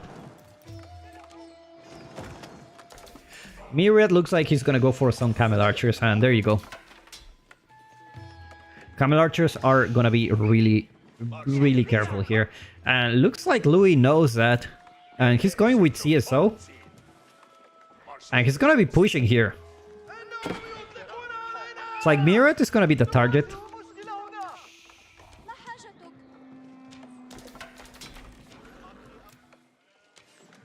And that's something you want to stop the Abbasid. Now there's like the chicken and the egg. You stop the Abbasid, but then Corvinus is gonna get the sacred sites. And he's gonna go castle. And when that happens, you're in trouble. You're in big trouble. Just because he have access to elephants, which are a really good unit, but I don't know if elephants are gonna be a thing in 2v2s. Just because you can actually... I mean, the map is so big, like... You're gonna take a while to reach to the other side of the map. But definitely a lot of units coming for Louis. There's some interceptions happening here. Myriad gonna be taking down some reinforcements. Louis is gonna stop the production for now. And you're definitely gonna make some archers. Like, man-at-arms, like, they're good, but against Camel Archers, they're gonna get melted. You need some archers. You need some archers against these. Looks like CSO tries to stop Corvinus from getting that sacred site. And plenty of spearman here. Now, CSO, like I said, very good French player. Look at how he's microing his knights. Now, you don't want to lose them. Probably it's like, okay, guys, we're going back home. We're going back home. Probably we get chivalry. Is he getting chivalry? He's getting it now. He's a very good French player. Meanwhile, Camel Archers destroying Louis' army. Especially the archers. Talking about, he's back to 6 archers.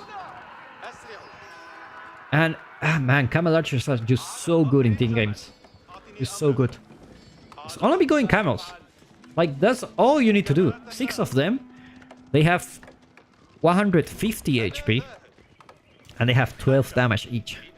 Not only that, they are fast. So you can always kite. Look at that. One shot. Looks like CSO is gonna help Louis now. It's like, that's what I was saying before. Like, who's gonna deal with Corvinus now?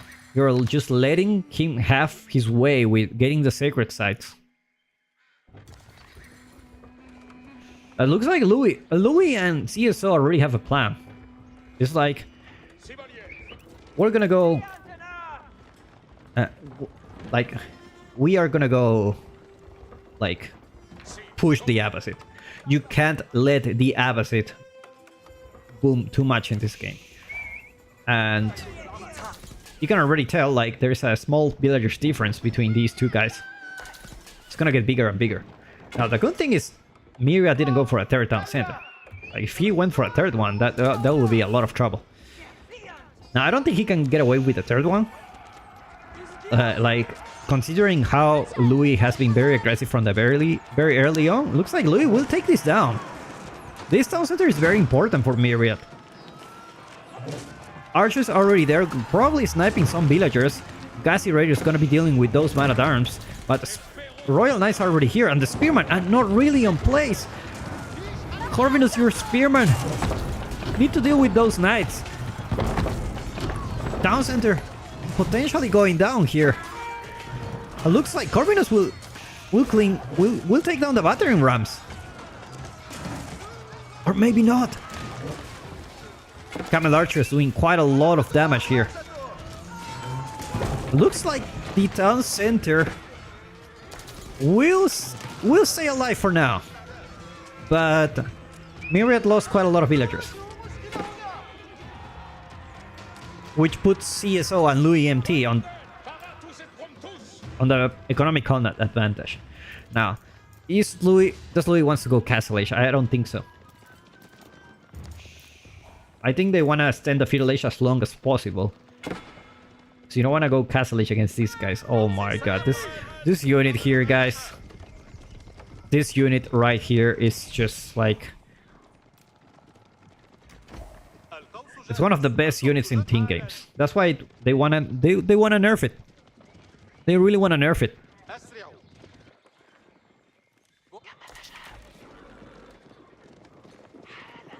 CSO going back for now. Let's take a look if any one of those wants to go castle. CSO wants to go to Castle Age. Oh, never mind. Let's use a resource per minute. No one wants to go castle. Myriad, on the other hand, he wants to go castle. And we already know that.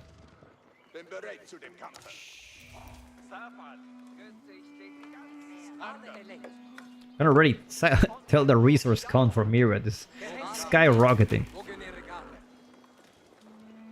Like, so far, Myriad will try to push into CSO's base. That's a lot of knights. That's a lot of knights, but where is Louis? You cannot fight against those camels. Camels are just gonna be a really good unit against those knights. Look at the they can one-shot one knight. Almost one-shot. They only need 2 shots. It's just not worth it. Just stop following them. It's just not worth it. You need the archers. That's what you need. You need a lot of archers. And Louis knows this. Louis knows exactly what he wants. I need a lot of archers. I'm gonna deal with those camels. Because Myriad, normally in a 1v1 situations, you want to make some horsemen with these so that the horsemen can tank the damage and deal with those archers as well. But because Myriad's only camel archers, these archers are just gonna... If you target fire, look at how much damage these archers do to the camel archers. You don't want to fight this. And you can see Myriad, it's pulling back for now.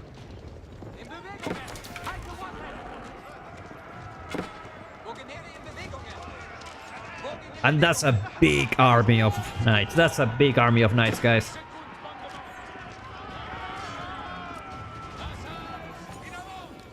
Problem is, where is Corvinus? It's just Gassy Raiders. You know, Gassy Raiders... He doesn't have many spearmen. That's the thing. Like, CSO has so many knights. Archers need to be focusing on those camel archers. Otherwise, they're just gonna keep doing a lot of damage. A couple of knights here doing another raid.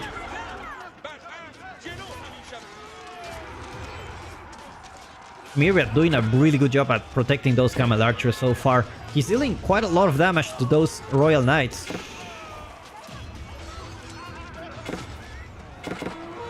Is this a fight that actually Myriad is winning? Never mind. He's back to 6 camel archers. Not only that, there's plenty of knights coming for CSO. He's losing quite a lot of villagers. Now, it's still not a huge difference between those two. But Myriad is back to 49 villagers. Corvinus is 44, so it's like he was on one town center the whole time. So now his advantage is gone. He has lost too many villagers, and he's losing even more. Louis is taking down quite a lot of villagers with these archers. And CSO is just sneaking one royal knight here. Taking down quite a lot of villagers. Now you need quite a lot of more spearmen. I feel like if Corvinus just went Spearman, things would have gone differently. But the thing is, if you go to Spearman, who's gonna deal with the archers, and Royal Institute is coming soon for CSO. He has 17 knights. It's going for another raid here. CSO has eyes everywhere.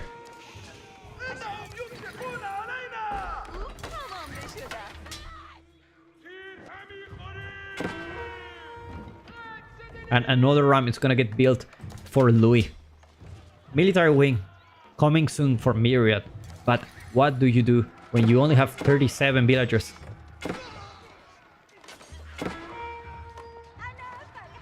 We're starting to see a gap in a lot of villagers. CSO and Louis with 109 against 84 against Corvinus and Myriad.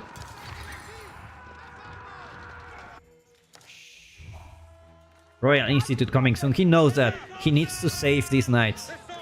The problem is these guys are faster, so eventually they're gonna get a hit. Oh! If CSO knows this. Oh! He knows. But if he tries to take down the villagers, he's gonna lose his army. He's already in the castle age. Gonna get veterans soon.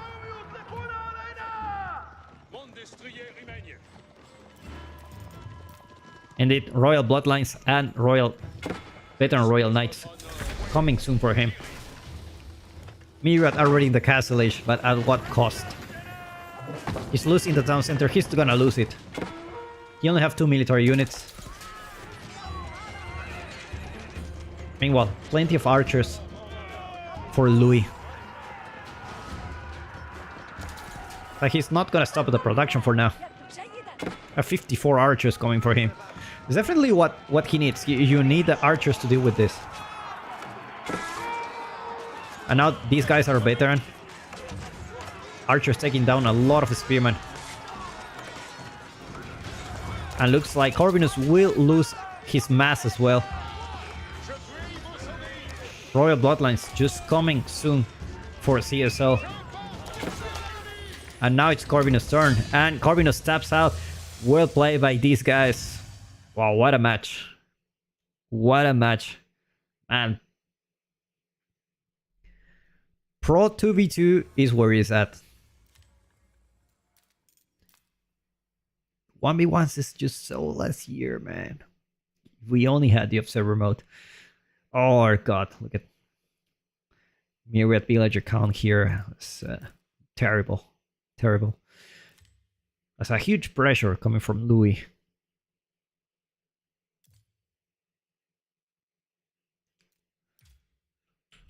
All right.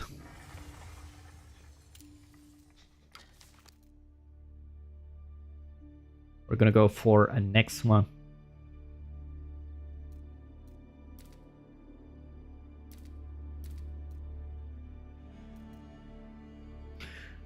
But in the meantime, I will be back, guys. I will be back. I have a super short break. Just give me 1 minute.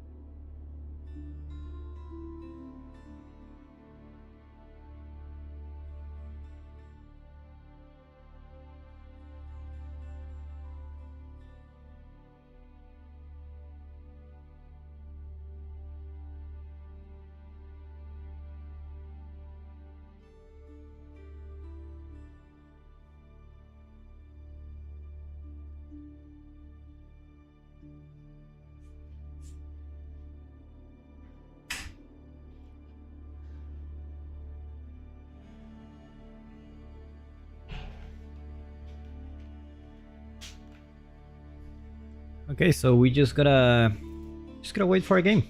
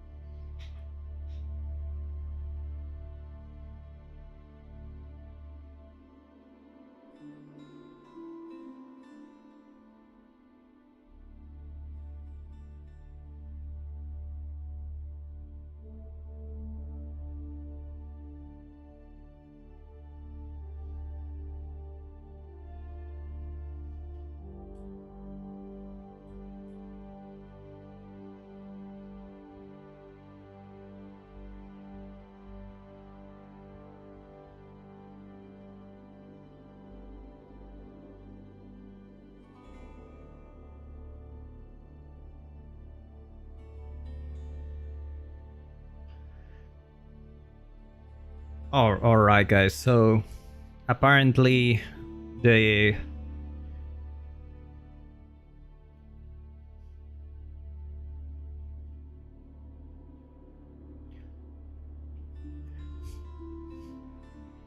it is finished, guys. It is finished. We're gonna have the decider 2v2. So I'm gonna share with you what I'm watching now.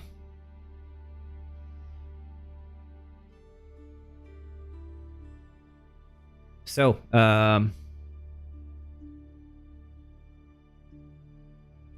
so we have don't see this if you don't want to spoil, but we already finished the semifinals. We just watched this one. I cannot watch this one because like if I don't catch it live, I don't have the mod, and I just cannot. I need to catch it live. I either like do it like now, or I cannot just cast after they finish playing. I need to do it right after, right when they're playing. So that's on that. Tomorrow we're gonna have the winner decider for the 2v2. It's gonna be Louis against Team Elephants against Anotant and B. I'll be looking forward for this one. And the losers bracket, we're gonna have Corvinus and Myriad against the Stay Frosty. Is that Frosty from YouTube? Probably. Against Denise Cangelo and Wao Lang.